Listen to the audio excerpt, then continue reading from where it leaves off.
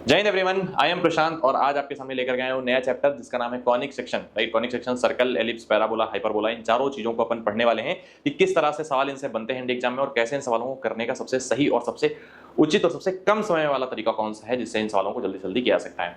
Although मैं आज concept की बातें भी करूंगा, कॉन्सेप्ट के साथ में अप्रोच की बातें भी करूंगा और आए हुए जो इतने प्रीवियस ईयर हैं उनकी चर्चा भी करूंगा। जो कठिन से कठिन प्रीवियस आपको लगते हैं सारे मैं लिख करके लेके आया हूँ, सारे सवाल बता करके जाऊंगा। राइट, नोट्स प्लीज बना लेना, अगर कहीं से पहले आपने बना रखे हैं तो प्लीज उन्हें ओपन करके रख लेना, ताकि अगर आपको कहीं भी लगे कि हाँ ये चीज आपके नोट्स में नहीं है तो प्लीज उसे लिख भी लेना, ताकि पेपर जब आए तो उसके थोड़ा पहले रिवीजन पे आप बैठते हो तो आपको ध्यान रहे कि क्या क्या चीजें को रिवाइज करनी है।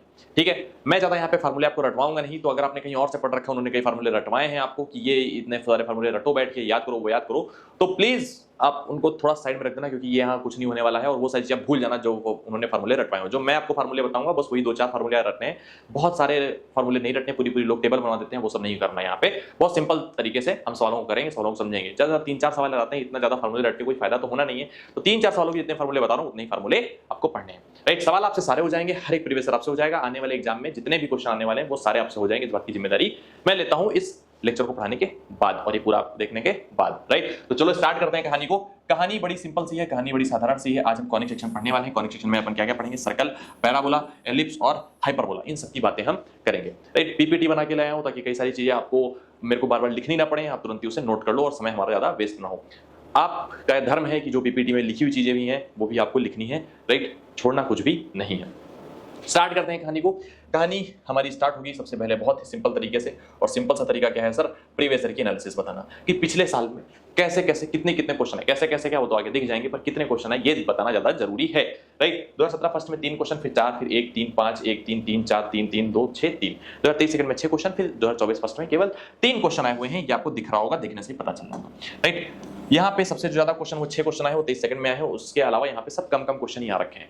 ऐसा मेरा अनुमान है कि 4 से 5 क्वेश्चन आप यहाँ से एक्सपेक्ट कर सकते हो, ये उम्मीद आप रख सकते हो। 4 से 5 क्वेश्चन, 4 से 5 क्वेश्चन का मतलब है लगभग 10 से 12.5 नंबर आपके यहाँ से आ सकते हैं। राइट, जितना आज पढ़ा रहा हूँ उतना ही पढ़ के जाना है, कुछ भी एक्स्ट्रा अपने आप से नहीं पढ़ना है। 10 से 12.5 नंबर आपके आने की पूरी चांसेस रहेंगे, पूरी उम्मीद रहेगी। राइट, ये बताने से जरूरी ताकि आपको आइडिया लग जाए कि हाँ ये चैप्टर कितना इंपॉर्टेंट है, क्या क्या कवर करना है, क्योंकि एग्जाम में वहां पे ये नहीं डिसाइड करेगा कि आपने इस चैप्टर क्वेश्चन किया नहीं किया, वहां पे ये आपकी रैंक डिसाइड करेगा आपने क्वेश्चन कितने ज्यादा किए। राइट, तो मैं आपकी क्षमता पर छोड़ता हूं। अगर आपको लगता है कि ये चैप्टर आपको बहुत ज्यादा कठिन लग रहा है तो प्लीज बस 1 घंटे तक इसको देखो और देखो कि किस तरह से मैं आपको कठिन से कठिन चैप्टर को सरल तरीके से समझाता हूं और सरल तरीके से क्वेश्चन बनने स्टार्ट हो जाएंगे। चलो स्टार्ट करते हैं। सबसे पहले conic section. Sir what is conic section? Conic section होता क्या है? तो देखो, कॉनिक के नाम पे मेरे पास कुछ चीजें हैं जो आपको दिखाना चाहूंगा। जैसे मेरे पास ये लट्टू है, ये इसको अगर देखा जाए तो कोन की तरह है ये। राइट, जैसे आपने कोन देखा भी होगा, आपने आइसक्रीम अब जब लेने आते हो तो कोन वाली आइसक्रीम दे दो, ऐसा बचपन में बोला करते थे, वही कोन। राइट, तो कोन कुछ ऐसा, अगर कोन को उल्टा करके रख दें, अगर हम कोन को उल्टा करके रख दें और एक के ऊपर एक कोने से 2 कोन रख दें, जैसे ये दिख रहा है 2 कोन रख दें, और फिर इनको हम काटना स्टार्ट करें, है ना, इनको हम कट करना स्टार्ट करें। ऐसे इस कोन को मैं ऐसे कट करना स्टार्ट करूं, यहाँ पे एक प्लेन लेके एक कोई ब्लेड लेके आऊं, ऐसे इसको कट करूं, तो जब कट करूंगा तो ये ऊपरला पार्ट हट जाएगा, ऊपरला पार्ट हटते ही कुछ मेरे पास इस तरह से पार्ट बचेगा और इस पार्ट को अपन बोलेंगे सर क्या मिला है? सर हमें सर्कल मिला है। सर्कल आपको देखने में समझ में आ रहा होगा कि हाँ सर सर्कल तो मिल रहा है। अगर हम कोन को ऐसे सीधे उड़ा देंगे तो हमें क्या मिलेगा? सर्कल मिलेगा। इसी तरीके से अगर हम थोड़ा सा स्लैंट, है ना, मतलब थोड़ा सा ऐसे करके हल्का सा तिरछा काटेंगे तो सर हमें एलिप्स मिलेगा। क्या मिलेगा सर? एलिप्स मिलेगा। ये सब केवल जानने की जरूरत है, बाकी इसमें इतना हिंदी में तुमसे कोई पूछेगा नहीं। राइट, बट बस पता होना चाहिए। इस तरीके से अगर आप ऐसे काटोगे तो आपको पैराबोला मिलेगा, और अगर आपने 2 कोन एक दूसरे के ऊपर रख करके ऐसे काट दिया तो आपको सर जो मिलेगा ये हाइपरबोला कहलाता है। ये सब 2 ऐसी चीजें मिलती हैं जब इनको बोलते हैं अपन ये हाइपरबोला है। राइट, यहाँ पे देखो दिख रहा है, यहाँ पे भी मैंने बना रखा है ताकि आपको आइडिया लग जाए कि इनको कॉनिक सेक्शन क्यों कहते हैं, क्योंकि कोन के सेक्शन कर करके ये चारों चीजें निकाली गई हैं। क्या क्या? सर्कल, एलिप्स, पैराबोला, हाइपरबोला, चारों चीजें। तो एक एक करके हम चारों चीजों को पढ़ने वाले हैं। कॉनिक सेक्शन को क्यों कहा जाता है मैंने आपको समझा दिया है, क्योंकि कोन को काट काट के चीजें बनाई गई हैं। आगे बढ़ जाते हैं सर अगली कहानी पर। अगली कहानी हमारी सर्कल से स्टार्ट होगी, और सर्कल के बारे में आप बचपन से पढ़ते चले आ रहे हो, जिसको हिंदी में वृत्त बोलते हैं। और क्या कहानी है इसकी समझते हैं।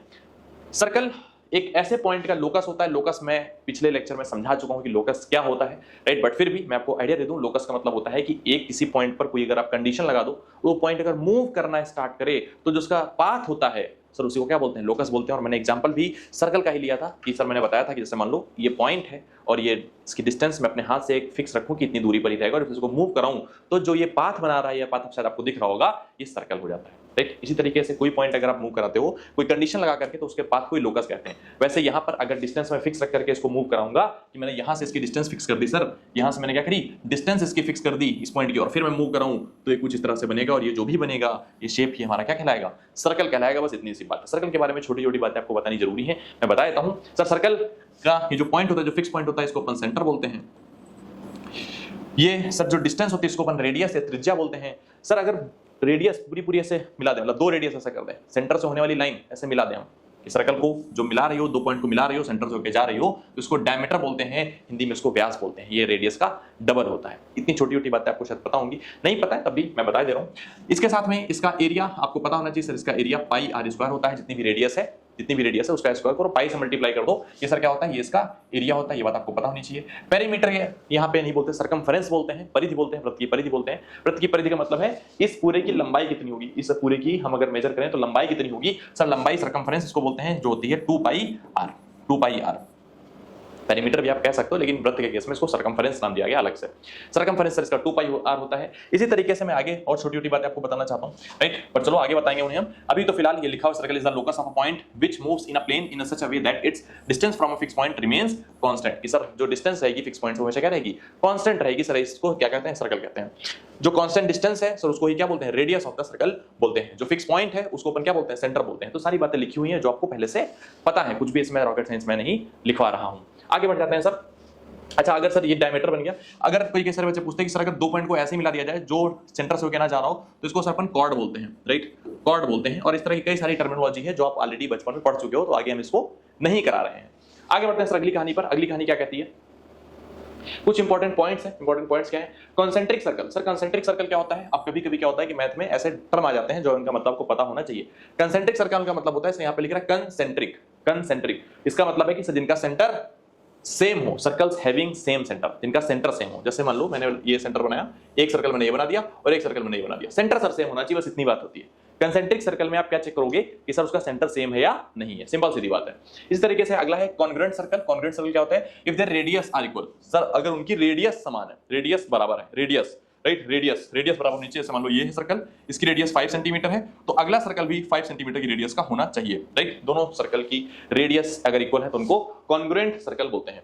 Equal chords of a circle subtend equal angle at the centre. Sir इस बात का मतलब क्या है, इक्वल कॉर्ड अभी मैंने बताया आपको, कॉर्ड क्या होता है कि अगर सर्कल के दो पॉइंट को मिलाएं, अगर सर्कल के दो पॉइंट को मिलाएं जो डायमीटर से ना जा रहा हो, जो डायमीटर से ना जा रहा हो तो उसको कॉर्ड बोलते हैं। डायमीटर से अगर सेंटर से ना जा रहा हो उसको कॉर्ड बोलते हैं, अगर सेंटर से जा रहा हो तो उसको डायमीटर बोलते हैं।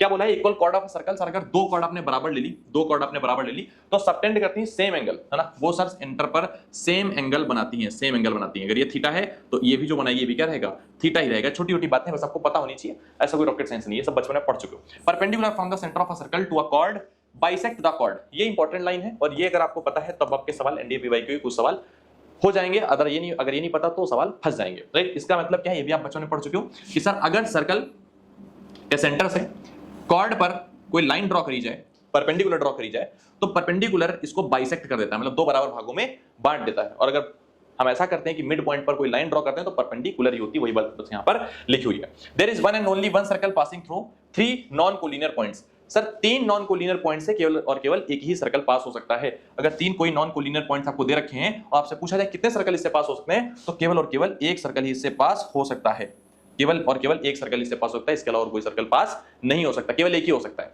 3 नॉन कोलिनियर पॉइंट से केवल एक ही सर्कल पास हो सकता है, ठीक है सर। अगली बात पे आते हैं। अगली बात सारी छोटी छोटी बातें हैं लेकिन आपको पता होनी चाहिए। The degree measure of an angle subtended by an arc at the centre is double the angle subtended by its any way point of alternate segment, right. अब देखो इसका क्या मतलब है, इसका मतलब है सर कि अगर सेंटर कोई आर्क है, सेंटर पर कोई एंगल सबटेंड करती है, कोई आर्क है जो सेंटर पर कोई एंगल सबटेंड करती है, तो डबल होता है किस पे, अगर सर्कमफेरेंस पे कोई एंगल बनता है। तो अगर मान लो ये थीटा है तो ये क्या होगा, ये 2 थीटा होगा, बस इतनी सी बात है। ये सारी बचपन की थ्योरम्स है जो हमने पढ़ रखी थी, लेकिन रिवाइज करना ज्यादा जरूरी है। The angle in a semi circle is a right angle, right. ये काफी इंपॉर्टेंट चीज कि सर किसी भी सर्कल के सेमी सर्कल, अगर हाफ सर्कल लें, सेमी सर्कल लें, तो उसमें जो एंगल बनेगा ये सर कितना बनेगा, ये हमेशा 90 डिग्री होता है, राइट। ये इसकी प्रूविंग वगैरह हम करते थे कि सर ये 180 डिग्री होता है, इसका हाफ बनेगा यानी कि 90 डिग्री बनेगा। An quadrilateral is called a cyclic quadrilateral if its all vertices lie on a circle. अगर किसी सर्कल, है ना, सर्कल कोई क्वाड्रेटरल है जिसके सारे वर्टिसेस सर्कल पे हैं, तो इसको सर साइक्लिक क्वाड्रेटल कहते हैं। ये बात बस आपको पता होनी चाहिए, साइक्लिक क्वाड्रेटल कहते हैं। Tangent to a circle is perpendicular to the radius at the point of a contact. Sir इस कहानी का मतलब है कि अगर कभी भी हम टेंजेंट कोई सर्कल पर ड्रॉ करते हैं तो जहां पर भी ये टच करती है, जहां पर भी ये टच करती है वहां से रेडियस को अगर मिलाया जाए तो ये सर 90 डिग्री हमेशा बनता है। छोटी छोटी बातें थी लेकिन आपको पता होनी चाहिए क्योंकि सवाल इसके बिना फंस सकते हैं। ठीक है सर, रिवीजन हमारा हो चुका है। अब हम सीधे सीधे आते हैं स्टैंडर्ड फॉर्म ऑफ सर्कल पे। स्टैंडर्ड फॉर्म ऑफ सर्कल पे अभी तक हमने जो भी चीजें सीखी ये सारी बचपन की बातें थी जो आपको पता होनी चाहिए, अदरवाइज समस्या हो सकती थी। अब हम सीधे आते हैं स्टैंडर्ड फॉर्म ऑफ सर्कल की। Sir standard form of circle है क्या? स्टैंडर्ड फॉर्म ऑफ सर्कल है क्या? देखो बच्चा, अगर मान लो कोई सर्कल है इसका सेंटर, अब सेंटर कोऑर्डिनेट वगैरह हम कल पढ़ चुके हैं पिछली क्लास में, तो अपन मान लेते हैं सर इसका जो सेंटर है वो h, k। अगर आपने कोऑर्डिनेट वाली क्लास नहीं देखी है तो प्लीज पहले उस क्लास को देखिए तब इसको देखिए आकर के। h, k सर क्या है, इसका मान लो सेंटर है और मान लेते हैं कि सर इसकी जो रेडियस है वो r है। रेडियस क्या है सर? r है। अब सर्कल पर सर कोई हम जनरल पॉइंट ले लेते हैं, मान लो x, y, तो हमें ये पता है कि सर यहां से यहां तक की जो डिस्टेंस होगी वो कितनी होगी? r होगी। अब यहां पे वही फार्मूला लगाते हैं, डिस्टेंस का फार्मूला x - h का whole square plus y - k का whole square equal to r square, under root लगा कर करेंगे, राइट? चाहे ऐसा कर लो या सीधे सीधे लिख दो कि x - h का whole square plus y - k का whole square is equal to r square. अगर h और k सेंटर है और r इज द रेडियस। कल को तुम्हें अगर कोई ऐसा सवाल दे दे, मैं एग्जांपल भी साथ-साथ में लिख रहा हूं कि sir centre is 3,4 and radius इस √5 यूनिट, तो बताओ सर्कल का इक्वेशन क्या होगा? तो आपको सीधे कुछ नहीं करना, बस ऐसे लिखना है x - h मतलब इसको h, k से आपको कर देना है कंपेयर, और ये सर क्या है? ये रेडियस r। x - h यानी कि x - 3 का whole square plus y - k यानी कि y - 4 का whole square is equal to r मतलब सर √5 का होल स्क्वायर। बस इतना करना है और आंसर अब आपके आने स्टार्ट हो जाएंगे। ये हो जाएगा सर x स्क्वायर प्लस 3 का स्क्वायर 9 माइनस 3 2 जा 6x plus y square plus 4 का स्क्वायर 16 माइनस 4 2 जा 8k इज इक्वल टू 5। अब इसको थोड़ा सॉल्व करके लिख लोगे तो ये क्या हो जाएगा? ये सर सर्कल का इक्वेशन हो जाएगा। अगर आप केवल इतना लिख करके भी छोड़ दोगे तब भी सर्कल का इक्वेशन ही कहा जाएगा, स्टैंडर्ड फॉर्म कहा जाएगा, राइट? बट पेपर में जैसा दे रखा वैसा आपको बनाना पड़ेगा। पेपर में अधिकतर ऐसे ही लिख के आता है, एक्स वाई सब सारे टर्म ओपन होते हैं तो ओपन करके लिखना पड़ेगा। आगे बढ़ जाते हैं सर अगली कहानी पर। छोटी छोटी बातें हैं पर ये छोटी छोटी बातें पेपर में पूछी जाती हैं। अगली बात है एक centre is origin and radius is R. अगर सर सेंटर आपका ओरिजिन पर हो जाए और रेडियस इसकी क्या हो? आर हो। सेंटर अगर ओरिजिन पे हो जाए और रेडियस कितनी हो? आर हो, राइट? रेडियस कितनी हो सर? आर हो। तो अगर आपको सर्कल इक्वेशन लिखना है तो आपको भी पता है कि सर क्या लिखेंगे? x - 0 का होल स्क्वायर प्लस y - 0 का whole square is equal to are square, right? ये लिखेंगे सर। y - 0 मतलब y स्क्वायर और x - 0 यानी कि x स्क्वायर, यानी कि सर हमारा आंसर आ जाएगा x square plus y square is equal to are square सीधे सीधे। और इसको अपन बोलते हैं सर स्टैंडर्ड फॉर्म है ये, राइट? ये सारी बातें अपन करते हुए चल रहे हैं सीधे सीधे, बड़ी बेसिक सी बातें हैं लेकिन सब कुछ आपको पता होना चाहिए। अगली बात है sir if radius circle is 0। अगर सर कल को रेडियस सर्कल की 0 कर दी जाए तो आपको पता है कि ये जो फिर पूरी लाइन है, ये जो पूरी लाइन है सिमट करके पॉइंट पर ही पहुंच जाएगी, क्योंकि भाई रेडियस ही होती है, इसको 0 करेंगे छोटा करते चलेंगे तो ये बिल्कुल यहां पहुंच जाएगी। तो ऐसे सर्कल को अपन बोलते हैं जीरो सर्कल। क्या बोलते हैं? Zero circle, right? Zero circle या फिर पॉइंट सर्कल, जीरो सर्कल या फिर पॉइंट सर्कल। एस की इक्वेशन ऐसी होती है कि r बराबर यहाँ पे क्या हो जाता है? 0 हो जाता है सर, और कुछ नहीं। r बराबर क्या होता है? रेडियस क्या होती है सर? 0 हो जाती है। सिंपल सीधी बात है। अगली कहानी पर आगे चलते हैं। ये छोटी छोटी बातें हैं, बस आपको पता होनी चाहिए, right? When circle touches x axis then equation of the circle, है ना? अब ये तो थोड़ा इंपॉर्टेंट है क्योंकि सीधे सीधे ये पूछा जाता है। सर्कल अगर x एक्सिस को टच कर रहे हैं, x एक्सिस को अगर मान लो सर्कल ऐसे करके टच कर रहा है, राइट? मैं बनाता हुआ भी चलूंगा, आपको भी बनाना है साथ साथ में। x एक्सिस या y एक्सिस है, सर सर्कल क्या कर रहा है? x एक्सिस को टच कर रहा है। अब यहाँ पे बहुत ध्यान सुनना, इस केस में अगर मान लो सेंटर h, k है, सेंटर h, k है, तो रेडियस, अगर हम रेडियस की बात करें तो रेडियस देखो क्या? रेडियस वो है जो यहाँ से यहाँ तक ऊपर हम गए हैं, और ऊपर चलने वाली दूरी मैंने आपको कल बताया था कि सर ये दूरी क्या होती है? y वाला कोऑर्डिनेट होता है, यानी कि k दूरी है। नहीं सर इसकी जो रेडियस है ये k है, इसकी रेडियस जो क्या है वो सर k है। तो देखो यहाँ पे इस तरह से इक्वेशन बनाया गया है x - h का whole square plus y - k का होल स्क्वायर बराबर k स्क्वायर, राइट? इसको थोड़ा सॉल्व करेंगे तो ये कुछ इस तरह से आ जाएगा। क्या आएगा सर? मैं अलग से लिख देता हूं, x square plus y square minus 2hx minus 2ky plus h square. अब यहाँ पे जो ध्यान देने वाली बात है वो ये है, कभी कभी सीधे सीधे डायरेक्टली सवाल में आता है कि सर्कल एक्सिस को टच कर रहा है, बताओ इसका इक्वेशन है या नहीं है। तो पहचानेंगे कैसे? बार बार ऐसे लिख के थोड़ी देखेंगे, पहचानेंगे कैसे? ध्यान से देखना। यहाँ पे पहचानने का तरीका सुनो, पहचानने का तरीका देखो। यहाँ पे h का स्क्वायर लिखा हुआ है, यहाँ पे h का स्क्वायर, h वाला कौन सा है? जो x के मल्टीप्लाई में, जो x के मल्टीप्लाई में लिखा है 2h लिखा है तो मतलब उसका हाफ ले लेना आपको, यानी कि जो इसके मल्टीप्लाई में लिखा हुआ है उसके हाफ का क्या हो रहा है? स्क्वायर हो रहा है। उसके हाफ का क्या हो रहा है? स्क्वायर हो रहा है। अगर सेटिस्फाई हो रहा है तो सर्कल क्या कर रहा होगा? x एक्सिस को टच कर रहा होगा, अदरवाइज नहीं कर रहा होगा। इस बात का ध्यान रखना, अभी हम सवालों पे चलेंगे तो आपको समझ में आएगा। आगे चलते हैं सर, अभी अपन लिखे ले रहे एक साथ में सारी बातें हम सवालों में एक साथ करेंगे। इस तरीके से अगर मान लो सर्कल y एक्सिस को टच कर रहा है ना, y एक्सिस को अगर सर्कल टच कर रहा है तो कुछ y एक्सिस को इस तरह से टच कर रहा होगा। प्लीज बनाते हुए चलना सारी चीजें, क्योंकि ये सारी चीजें इंपॉर्टेंट है एक तरफ से। अगर y एक्सिस को टच कर रहा होगा इस तरह से करेगा, इसका मान लो सेंटर हम h, k लेते हैं, h, k लेते हैं, तो उस केस में ये जो डिस्टेंस होगी रेडियस होगी, और ये डिस्टेंस आपको पता है कि ये किस पे x पे चलेगी दूरी होगी, यानी कि सर रेडियस इस केस में h हो जाएगी। यहाँ पे हम जब रखेंगे पूरा सॉल्व करेंगे इसको, ये पूरा रख करके इस तरह से इसको हम सॉल्व करेंगे तो हमारे पास ये आ जाएगा x square plus y square minus 2hx minus 2ky plus k square. अब यहाँ पे तुम्हें ध्यान रखना है कि जब y इसको टच कर रहा है तो y के जो मल्टीप्लाई में लिखा होता है, y के जो मल्टीप्लाई में लिखा होता है 2k लिखा होता है, उसके हाफ का स्क्वायर आगे लिखा होता है। इस बात का तुम्हें ध्यान रखना है, राइट। आगे बढ़ जाते हैं सर अगले फंडे पे। सारे स्पेशल केस लिखने वाले हैं, अगर आप नहीं लिखते हुए चल रहे हो तो आप ये समझ लो कि आपके सवाल वहां पे छूटने के पूरे चांसेस हैं, क्योंकि ये सारी चीजें ऐसी बनाई गई हैं जैसे जैसे प्रीवियस ईयर में क्वेश्चन पूछे गए उसी तरीके से इनको फ्रेम किया गया है, बनाया गया है, राइट। आगे है कि when circle touches both the axis, अगर sir x axis y axis दोनों को टच करें तो इक्वेशन कैसी होती है। अगर दोनों को भैया टच करेंगे, आप खुद ध्यान से देख लो, अगर ये दोनों को टच करेंगे कुछ इस तरह से एक्स वाई एक्सिस, कुछ इस तरह से एक्स एक्सिस, अगर दोनों को टच करेंगे तो जाहिर सी बात है बराबर बराबर डिस्टेंस चलेंगे, और अगर बराबर डिस्टेंस चलेंगे तो सेंटर इसका मान लो h k नहीं h टाइप हो जाए, क्योंकि k और s दोनों क्या हो जाएंगे उस केस में बराबर हो जाएंगे। भाई ये दूरी और ये दूरी दोनों क्या होंगी, बराबर होंगी सर। दोनों को टच कर रहे हैं तो दोनों को अगर टच कर रहे हैं तो सब दोनों दूरी क्या हो जाएंगी, बराबर हो जाएंगी। यानी कि सर रेडियस भी उस केस में क्या हो जाएगी, रेडियस भी उस केस में h हो जाएगी। तो अपन रखेंगे इस इक्वेशन में x - h का whole square plus y - h का होल स्क्वायर बराबर h स्क्वायर को सॉल्व करके अपन बोल सकते हैं कि सर ये x square plus y square minus 2hx minus 2hy plus h square, यानी कि यहाँ पे जो लिखा हुआ है ये y वाले के आधे का भी स्क्वायर होगा और x वाले के आधे का भी स्क्वायर होगा। इस बात का आपको ध्यान रखना है साहब, ध्यान रखना है। अगर आप ध्यान नहीं रखते हो तो सवाल पूरा गड़बड़ हो जाएगा, राइट। आगे बढ़ जाते हैं सर अगली कहानी पर, है ना। हमने 3-4 चीजें सीखी। पहली चीज क्या कि अगर x को टच करेगा तो जो लिखा हुआ है स्क्वायर जिसका लिखा हुआ है वो किसका होगा, x वाले के आधे का स्क्वायर होगा, जो कांस्टेंट पार्ट है।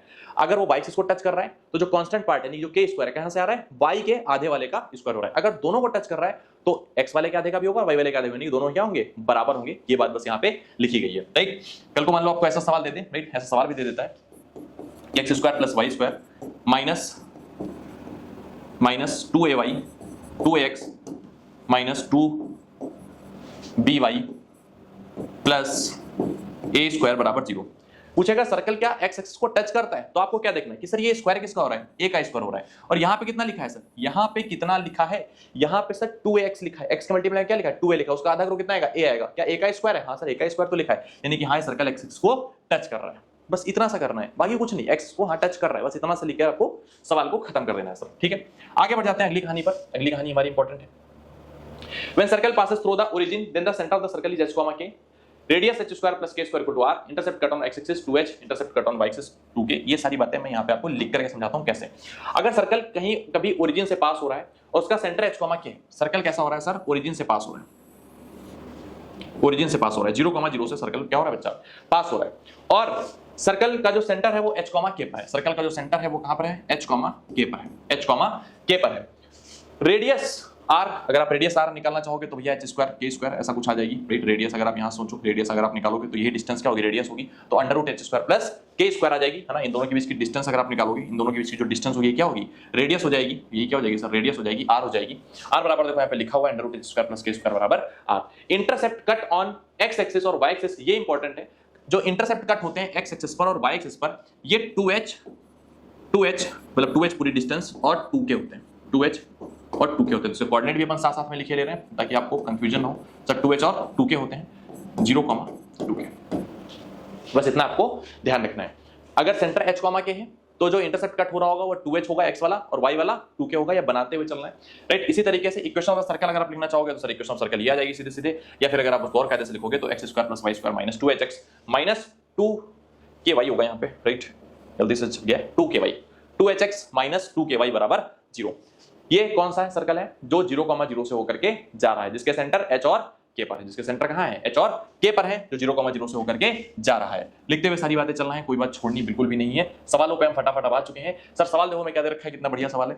सवाल क्या है कि sir if 3x + y - 5 = 0 is the equation of a chord of a circle x square + y square minus 25 = 0, then what are the coordinates of the mid point of the chord, right. मतलब सवाल कहने का मतलब ये है कि sir एक circle है जिसके कॉर्ड है, जिसकी क्या है सर, कॉर्ड है, और कॉर्ड का इक्वेशन दे रखा है, कॉर्ड का इक्वेशन दे रखा है कि सर 3x + y - 5 = 0, और सर्कल का इक्वेशन भी दे रखा है साथ साथ में x square plus y square minus 25 है तो बराबर में 25 लिख सकते हैं।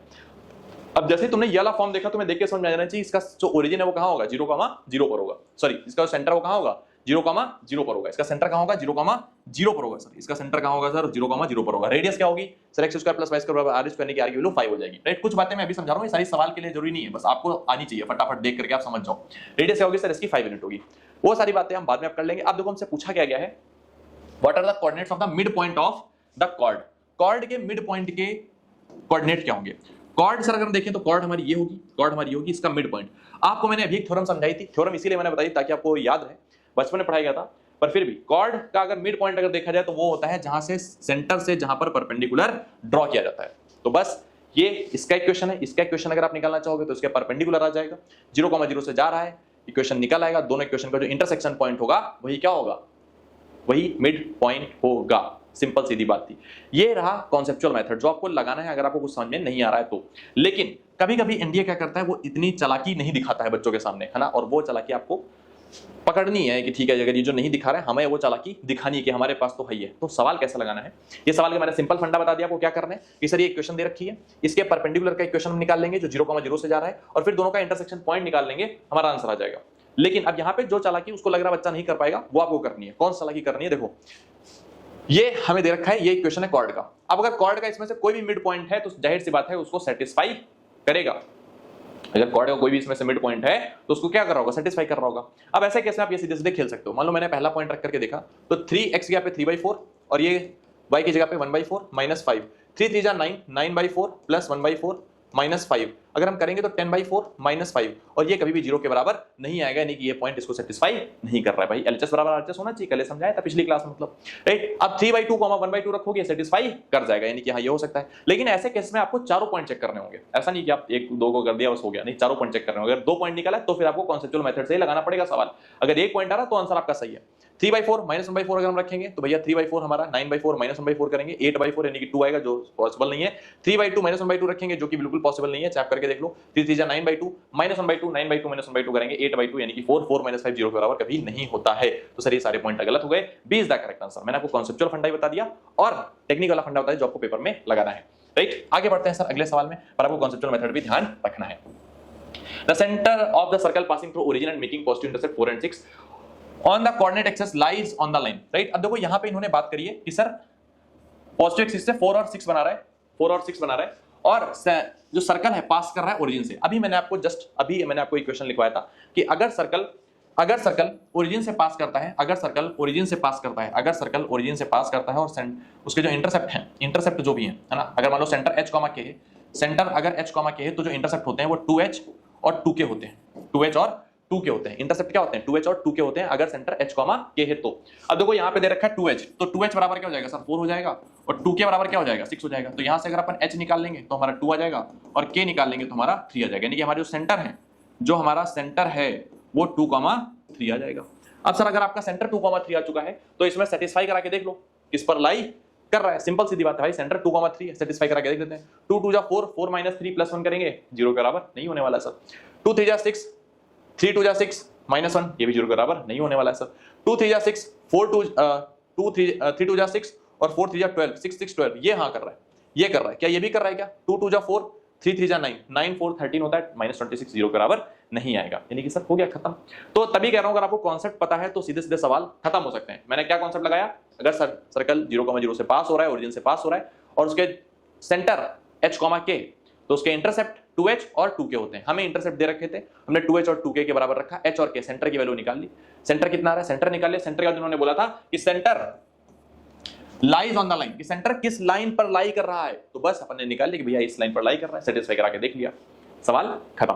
आगे बढ़ते हैं अगले सवाल की ओर, राइट। देखो 10-20 सेकंड मैं आपको ये समझाना चाह रहा हूं कि भैया एनडीए में जाकर के वहां पे बड़ी बड़ी लड़ाइयां नहीं लड़नी होती, वहां पे ऐसे सवाल करने होते हैं जो इस तरह से सीधे सीधे खत्म होते हैं। सवाल ऐसे कब खत्म होंगे, जब कोई चीजें पता होंगी, राइट। तो इनको समझते हुए चलो और पढ़ते हुए चलो। अब आ जाते हैं सर अगले सवाल पे। आज मैं कई सारे सवाल कराऊंगा, ऐसा नहीं कि 1-2 सवाल करा के छोड़ दिया, नहीं, कई सारे सवाल, ठीक। देखो सर सवाल है, consider the following in respect of the circle 4x² + 4y² minus, देखो मैं आगे इधर लिख ले रहा हूं, राइट, 4ax - 4ay + a² बराबर 0। The circle touches both the axes, कि सर बोला सर्कल जो है वो बोथ एक्सेस को टच कर रहा है। यहाँ पे थोड़ा बहुत जल्दबाजी नहीं दिखानी है बिल्कुल भी, पहली बात बिल्कुल जल्दबाजी नहीं दिखानी। सर जल्दबाजी क्यों नहीं, 4x² 4y² दोनों लिखे हुए हैं, यहाँ पे कहानी को हमेशा x² और y² में ही रखना है। तो पहले तो 4 से डिवाइड कर दो, पहले क्या करो सर 4 से डिवाइड कर दो, 4 से डिवाइड कर दो। तो 4 से अगर अपन डिवाइड करेंगे तो x² + y², राइट, जो भी यहाँ पे कोफिशिएंट लिखा हो हमेशा उससे डिवाइड कर दिया करो, हमेशा x² और y² बनाया करो। y² - ax - ay + a² / 4 बराबर 0 आ जाएगा सर।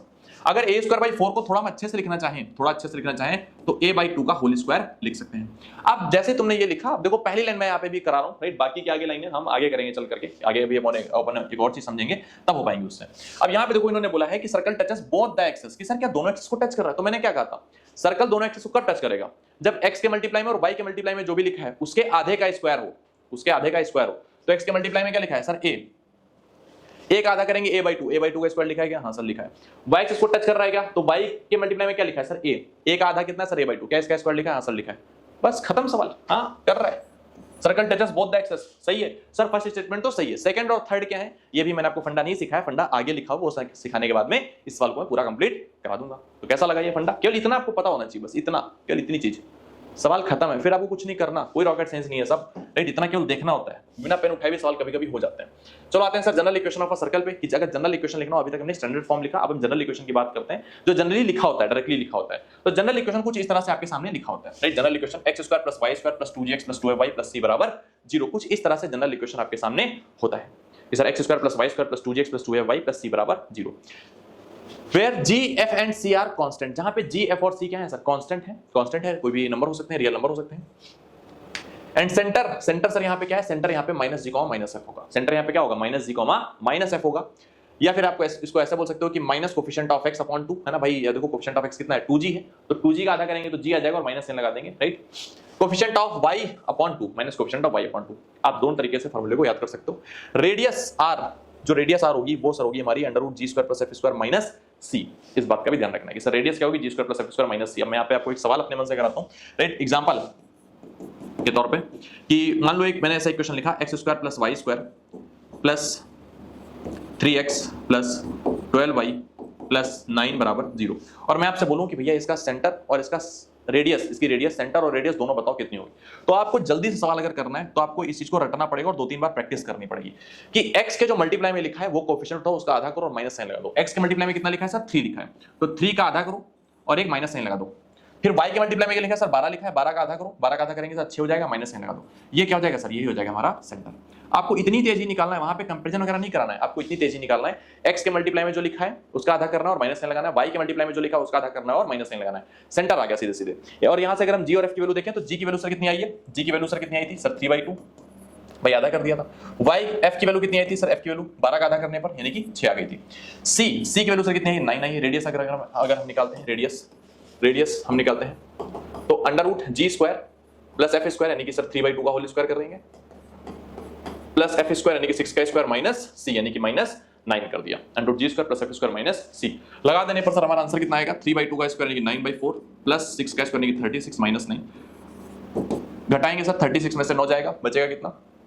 27 प्लस 9/4। इतनी मैथ तुम्हें आती होनी चाहिए, राइट, नहीं आती है तो प्लीज सीखो, ये तो तुम्हें खुद से करना ही पड़ेगा। ये सर आ गई हमारी रेडियस, इतना सिंपल सी चीज है निकालना, केवल जी और एफ और सी अगर आपने फाइंड आउट कर लिया सीधे सीधे आंसर खत्म है रेडियस निकालने में। सेंटर तो और ही ज्यादा सरल है, बस इसका आधा और इसका आधा करके माइनस माइनस साइन लगा देना है, राइट। ये फंडे आपको पता होने चाहिए, अगर नहीं पता है बच्चा तो फिर बड़ी समस्या की बात है, राइट। चलो आ जाओ, सर्कल का कोई भी सवाल है आपको इस बात का ध्यान रखना है कि x स्क्वायर और y स्क्वायर के मल्टीप्लाई में 1 ही लिखा होना चाहिए। अगर कुछ और लिखा है तो उस पूरे से डिवाइड करो, डिवाइड करना है पूरे से, हमेशा ध्यान रखना, राइट। जैसे इसमें देखो आ जाओ, what is the radius of the circle, है ना, ये सब दे रखा है, रेडियस निकालनी है। तो जल्दबाजी में क्या करते हैं, यहां से निकालना शुरू कर देते हैं। नहीं, आप यहां पे देखो क्या लिखा है? 4x स्क्वायर 4y स्क्वायर लिखा है, ये नहीं लिखा होना चाहिए। क्या लिखा होना चाहिए? x square plus y square, केवल इतना लिखा होना चाहिए। तो जो भी लिखा है उससे डिवाइड कर देते हैं। तो अगर अपन डिवाइड करेंगे पूरे से तो 4 से डिवाइड करेंगे पूरे इक्वेशन को तो ये हमारा आ जाएगा x स्क्वायर, फिर आ जाएगा y स्क्वायर, 4 से इसको डिवाइड करेंगे आ जाएगा 5x, 4 से इसको डिवाइड करेंगे आ जाएगा 3y, 4 से इसको डिवाइड करेंगे तो भैया 15/4 ही रहेगा और बराबर में 0 रहेगा, 0/4 करेंगे तो 0 ही रहेगा। इतना आ गया। अब सर हमें क्या रेडियस निकालनी है, तो रेडियस हमें पता है क्या होती है? Under root g square plus f square minus c. G की वैल्यू क्या है? जी की वैल्यू सर इसकी आधी होती है, जी की वैल्यू सर इसकी आधी होती है तो -5/2 आ जाएगी। एफ की वैल्यू सर इसकी आधी होती है यानी कि सर +3/2 आ जाएगी। सी की वैल्यू सर जो कांस्टेंट पार्ट होता है पूरा का पूरा होता है तो माइनस साइन के साथ में लेना है, ऐसा नहीं कि माइनस साइन छोड़ के चले ना, माइनस साइन के साथ में लेना है। एक्स स्क्वायर वाई स्क्वायर हमेशा +1 दोनों के मल्टीप्लाई में होना चाहिए, इस बात का ध्यान रखना है। अब जैसे आपने लिखा, आप रेडियस निकालो फटाफट, राइट, रेडियस निकालो फटाफट। रेडियस अगर आप यहां तक सीख गए हो तो वीडियो को पॉज करो और रेडियस खुद से निकालो, ठीक है। Radius under root g square plus f square, जी की वैल्यू सर -5/2 का स्क्वायर, -5/2 का होल स्क्वायर प्लस एफ का स्क्वायर सर यानी कि +3/2 का होल स्क्वायर माइनस सी की वैल्यू सर -15/4 रखेंगे हम, राइट, क्योंकि माइनस 15/4 मिली थी, माइनस माइनस सर यहाँ पे प्लस हो जाएगा, 25/4 प्लस 9/4 प्लस 15/4, राइट, पूरे का अंडर रूट चल रहा है सर। 15 और 9 24, 24 और 25 अगर अपन करेंगे तो आ जाएगा हमारा 49, 49/4। 49/4 का अगर अपन अंडर रूट लेंगे तो 7/2 मिलेगा। 7/2 को लोग कहते हैं सर 3.5 यूनिट होता है, और यही हमारी क्या जाएगी, रेडियस आ जाएगी। रेडियस हमसे पूछी गई थी, 3.5 unit is the correct answer. Simple सीधी बात थी, निकल आए फटाक से, क्या कहते हो। आगे बढ़ जाते हैं सर अगले सवाल की ओर, अगले टेक्निक की ओर।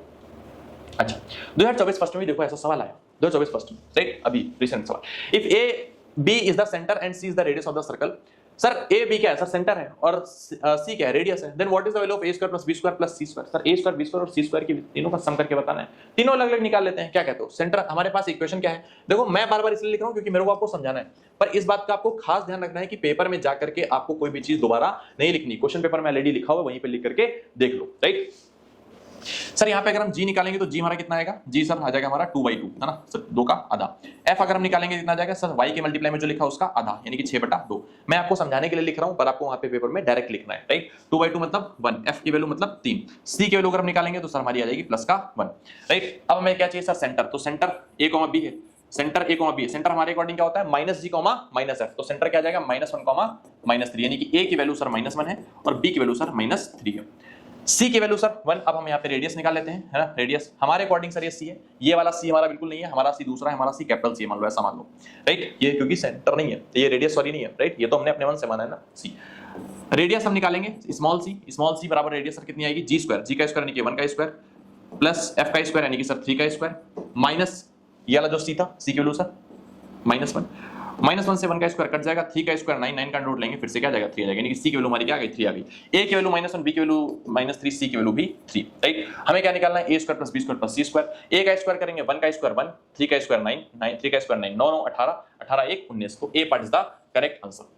उम्मीद करता हूं सवाल आपको समझ में आएगा, और आपको ये भी देख के लगाओ 2024 फर्स्ट में इतने कठिन भी सवाल नहीं आए थे, सिलेक्शन लिया जा सकता था। और वही ये गलती आपको आपकी बार नहीं करनी, सिलेक्शन आपकी बार भी ले सकते हो। बस इन्हीं सवालों को बार बार लगाना है, प्रैक्टिस करनी है अच्छे से, और कॉन्सेप्ट बार बार पढ़ना है, राइट। रिवाइज अच्छे से करना है, इसके अलावा और कुछ प्रेफर या रेफर नहीं करना है, राइट। अच्छा, कुछ इंपॉर्टेंट पॉइंट्स हैं जो फटाफट आपके दिमाग में बैठा देता हूं मैं, राइट। पहला पॉइंट क्या है सर, पहला पॉइंट हमारे सामने लिखा हुआ है कि g square plus f square, right, g square plus f square minus c greater than 0, right. g square plus f square minus c greater than 0 अगर ऐसा दे रखा है तो r is real and positive and the circle is a real circle. क्योंकि हमें पता है जो रेडियस होती है ना, जो रेडियस होती है, देखो रेडियस के बारे में अगर अपन लिखें तो जो रेडियस है बच्चा वो होती है under root g square plus f square minus c, यही तो होती है, राइट। अब अगर ये चीज रियल है, अगर ये चीज रियल है तो रेडियस रियल आई, अगर ये चीज इमेजिनरी तो रेडियस इमेजिनरी आएगी ना, फिर तो कोई बात ही नहीं बन सकती, राइट। तो यहाँ पे इसी बात को बताया गया है कि भैया g square plus f square minus c greater than 0 होना चाहिए, तभी सर्कल कैसा होगा, रियल होगा। अगर ये 0 के बराबर हो गया तो रेडियस 0 हो गई तो सर्कल क्या हो जाएगा, पॉइंट सर्कल हो जाएगा। पॉइंट भाई, रेडियस अगर 0 हो गई तो पॉइंट सर्कल हो जाएगा, अपन पढ़ चुके हैं। अगर ये नेगेटिव हो गया तो भैया सर्कल नहीं होगा, इमेजिनरी सर्कल बन जाएगा, right. Or imaginary circle is also imaginary with real centre, right. ये इमेजिनरी सर्कल है रियल सेंटर के साथ में। x square y square 2x 2y plus c बराबर 0 has 3 constant that to get the equation of the circle at least 3 conditions should be known, right। a unique circle passes through 3 non collinear points, मैं already लिखवा चुका हूं, right, already आपको बता चुका हूं। यहाँ पे इसको लिखने का ये मतलब है कि भैया g f और c 3 वेरिएबल होते हैं, तो 3 कंडीशन आपको पता होनी चाहिए ताकि तीनों को आप पता लगा सको और यहाँ पे उठा के रख सको ताकि आपका आंसर आ सके, ठीक। इस बात का आपको ध्यान रखना है। आगे सर बढ़ जाते हैं अगली कहानी पर फटाफट। अगली कहानी हमारी छोटी सी बिल्कुल है, the general quadratic equation x square y square. Sir अगर क्वाड्रेटिक इक्वेशन कल को आपको ऐसे लिख दें कि भैया ये है लिखी हुई 2gx प्लस 2fi, मैं इधर लिख दे रहा हूं 2fi प्लस c बराबर 0, आपसे बोला जाए सर्कल कब होगी, तो इस बात का आपको ध्यान रखना है, सर्कल तब होगी जब a और b मतलब x स्क्वायर और y स्क्वायर के मल्टीप्लाई में जो लिखा है ये कोफिशिएंट ऑफ x स्क्वायर बराबर कोफिशिएंट ऑफ y स्क्वायर। पहली बात तो ये दोनों बराबर होने चाहिए, और a और b बराबर होने पर ऐसा नहीं कि दोनों को 0 कर दें, दोनों 0 नहीं हो सकते। x स्क्वायर भी कहानी में दिखना चाहिए और y स्क्वायर भी कहानी में दिखना चाहिए, तभी वो सर्कल का इक्वेशन होगा, अदरवाइज नहीं होगा। दूसरी बात है कोफिशिएंट ऑफ x y, कि उसमें x इंटू y के मल्टीप्लाई में कुछ नहीं होना चाहिए, मतलब वो क्या होना चाहिए, वो टर्म 0 होना चाहिए, वो टर्म क्या होना चाहिए, 0 होना चाहिए। कल को आपसे कोई बोले कि भैया बताओ मुझे x square plus y square plus 3xy plus 9x plus 12y plus 13 बराबर 0, बताओ क्या ये सर्कल का इक्वेशन है, तो आप बोलो नहीं, क्योंकि यहाँ पे x इंटू वाई वाला टर्म आ गया, सर्कल इक्वेशन नहीं है। कल को कोई इतना गैप कर दे, मान लो चलो इसको भी हटा दिया, कल कोई इतना गैप कर दे, x स्क्वायर वाला टर्म गैप कर दे, आपसे पूछे क्या है ये सर्कल इक्वेशन, आप बोलो नहीं, सर्कल इक्वेशन नहीं है, क्योंकि यहाँ पे x स्क्वायर टर्म नहीं है। तो x स्क्वायर भी होना चाहिए और y स्क्वायर भी होना चाहिए, दोनों के कोफिशिएंट क्या होने चाहिए, बराबर होने चाहिए, राइट, दोनों के कोफिशिएंट बराबर होने चाहिए, राइट। और सवाल को सॉल्व करते समय दोनों कोफिशिएंट आपको 1 बनाने पड़ेंगे, उसे डिवाइड करना पड़ेगा। g square plus f square is greater than equal to 0 then circle is a real circle, right. ये सारी बातें हम ऑलरेडी कर चुके हैं। आगे आगे जाते हैं sir, diametrical form of circle. Diametrical form circle क्या होता है, राइट, इसको समझते हैं फटाक से कि अगर कोई भी डायमीटर है, डायमीटर मतलब जो सेंटर से होकर जाने वाला है, कॉर्ड जो होती है उसको डायमीटर बोलते हैं।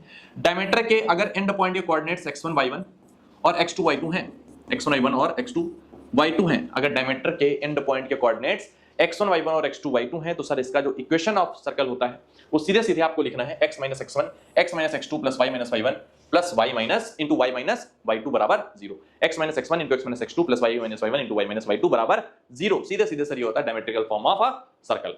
बस इतनी कहानी है, राइट। और ये काफी इंपॉर्टेंट है क्योंकि इस पे 2-3 बार सवाल डायरेक्ट आ चुके हैं। ये लिखा है सर्कल डायमीटर के एंड पॉइंट्स बता दिए, राइट, और सीधे बोला कि बताओ सर्कल इक्वेशन बताओ, ठीक, सीधे सीधे आपको लगा देना है। कल को आपको एंड पॉइंट से आपसे पूछे कि भैया आप बताओ सेंटर के पॉइंट, तो सेंटर के पॉइंट क्या होंगे, मिड पॉइंट होंगे। मिड पॉइंट होंगे x1 plus x2 y2 comma y1 plus y2 y2। इस बात का भी आपको ध्यान रखना है सर, राइट। ये भी सवाल आ चुका है, ये भी सवाल आ चुका है। आगे बढ़ जाते हैं सर अगली कहानी पे फटाफट, है ना। Intercept cut by a circle, कि इंटरसेप्ट अगर किसी सर्कल के द्वारा कट किया जाता है तो कैसे निकालेंगे, राइट। इंटरसेप्ट सर कहानी क्या है, देखो जैसे मान लो फॉर एग्जांपल ये गया सर्कल, तो x एक्सिस पर कितनी डिस्टेंस कट कर रहा है, यही क्या होता है सर, इंटरसेप्ट होता है। इसको क्या बोलेंगे, x इंटरसेप्ट। और अगर y वाले पे कट कर रहा होता, मान लो y एक्सिस ऐसे गई होती, तो y वाले पे कट कर रहा होता, तो ये जो यहाँ पे जितना पार्ट कट कर रहा है वो सर हमारा क्या होता, वो सर हमारा होता y इंटरसेप्ट। अब कैसे निकालेंगे, x इंटरसेप्ट सर हमारा होगा 2g स्क्वायर माइनस सी, और पूरे का ये अंडर रूट, है ना, 2 under root g square minus सी। y इंटरसेप्ट अगर आपको निकालना है तो y इंटरसेप्ट सर कैसे निकलेगा, 2 into under root f square minus c, और पूरे का मॉड। यहाँ पे मॉड इसलिए लिया गया है क्योंकि intercept is the distance, right, और यहाँ पे डिस्टेंस है तो उसको डिनोट करने के लिए भैया नेगेटिव नहीं आएगी कभी, इसलिए इसको पॉजिटिवली लिया गया है, ठीक। सर्कल का इक्वेशन अगर आपके सामने ये दे रखा है तो इंटरसेप्ट आप डायरेक्टली यहां से फटाफट निकाल सकते हो। केवल इतना करना है, 2 into under root g square minus c, x intercept 2 into under root f square minus c, y intercept, right. आगे बढ़ जाते हैं सर, क्वेश्चन अभी अपन करेंगे कई सारे, बट थोड़ा थोड़ा समझ लेते हैं। If the circle cuts the x axis at 2 distinct point then g square minus c is greater than 0। अगर कभी कल को आपसे पूछ दे कि सर्कल एक्स को 2 पॉइंट पर कट कर रहा है कि नहीं, सर्कल x को 2 पॉइंट पर कट कर रहा है कि नहीं, अगर 2 पॉइंट पर x को कट कर रहा होगा, आप खुद से सोचना, तो भैया हमें x का इंटरसेप्ट कुछ ना कुछ मिलेगा, x का इंटरसेप्ट कुछ ना कुछ मिलेगा। और x इंटरसेप्ट था क्या, 2 under root g square minus सी, 2 under root g square minus सी, 2 under root g square minus c. और अगर कुछ ना कुछ मिल रहा है तो जी स्क्वायर माइनस सी की वैल्यू 0 से तो बड़ी होनी चाहिए, सही बात है। तो वही बस लिखा हुआ है कि 0 जी स्क्वायर माइनस सी की वैल्यू ग्रेटर देन 0 होगी। सर्कल ने अगर एक्सिस को टच कर लिया तो जी स्क्वायर की वैल्यू सी के बराबर हो जाएगी। और यही बातें भी मैं आपको बोल भी रहा था कि जो स्क्वायर होगा वो क्या होगा सर, जी का 2g का आधा, वही लिख पा रहा था, तो वही बस यहाँ पर है और कोई रॉकेट साइंस नहीं है। If circle touches y axis then f square equal to c, तो जो सर y इंटरसेप्ट होगा f स्क्वायर माइनस c अपन लिख रहे थे, उसकी भी कुछ ना कुछ वैल्यू आएगी, राइट। अगर टच करेगा तो f स्क्वायर c के बराबर हो जाएगा क्योंकि उसके इसमें इंटरसेप्ट की वैल्यू 0 हो जाएगी। भाई अगर मान लो सर्कल ने ऐसा टच कर लिया, है ना, सर्कल ने क्या किया सर, टच कर लिया, y एक्सिस को सर्कल टच कर रहा है, तो अगर टच कर रहा है तो इंटरसेप्ट की वैल्यू क्या है, 0 है, यानी कि f स्क्वायर माइनस c की वैल्यू 0 है, यानी कि f स्क्वायर की वैल्यू c के बराबर है। सर्कल लाइज कंप्लीटली अबव और बिलो द x एक्सिस। अगर पूरी तरीके से बोला जाए कि ये x एक्सिस के ऊपर है या x एक्सिस के नीचे है, तो भैया आप खुद से सोच के बताओ कि फिर क्या x एक्सिस पे कोई इंटरसेप्ट कट करेगा, नहीं सर, कोई इंटरसेप्ट कट नहीं करेगा। और अगर नहीं करेगा तो अपन बोल सकते हैं कि g स्क्वायर की वैल्यू लेस देन c होगी। क्यों, क्योंकि सर हमें पता है कि इंटरसेप्ट की वैल्यू क्या होती है, 2 under root g square minus c. अब इसकी वैल्यू कुछ भी नहीं आए, वो कब पॉसिबल है, जब अंडर रूट के अंदर की चीज नेगेटिव हो जाए, यानी कि जी स्क्वायर माइनस सी लेस देन 0 हो जाए, यानी कि जी स्क्वायर लेस देन सी हो जाए, राइट।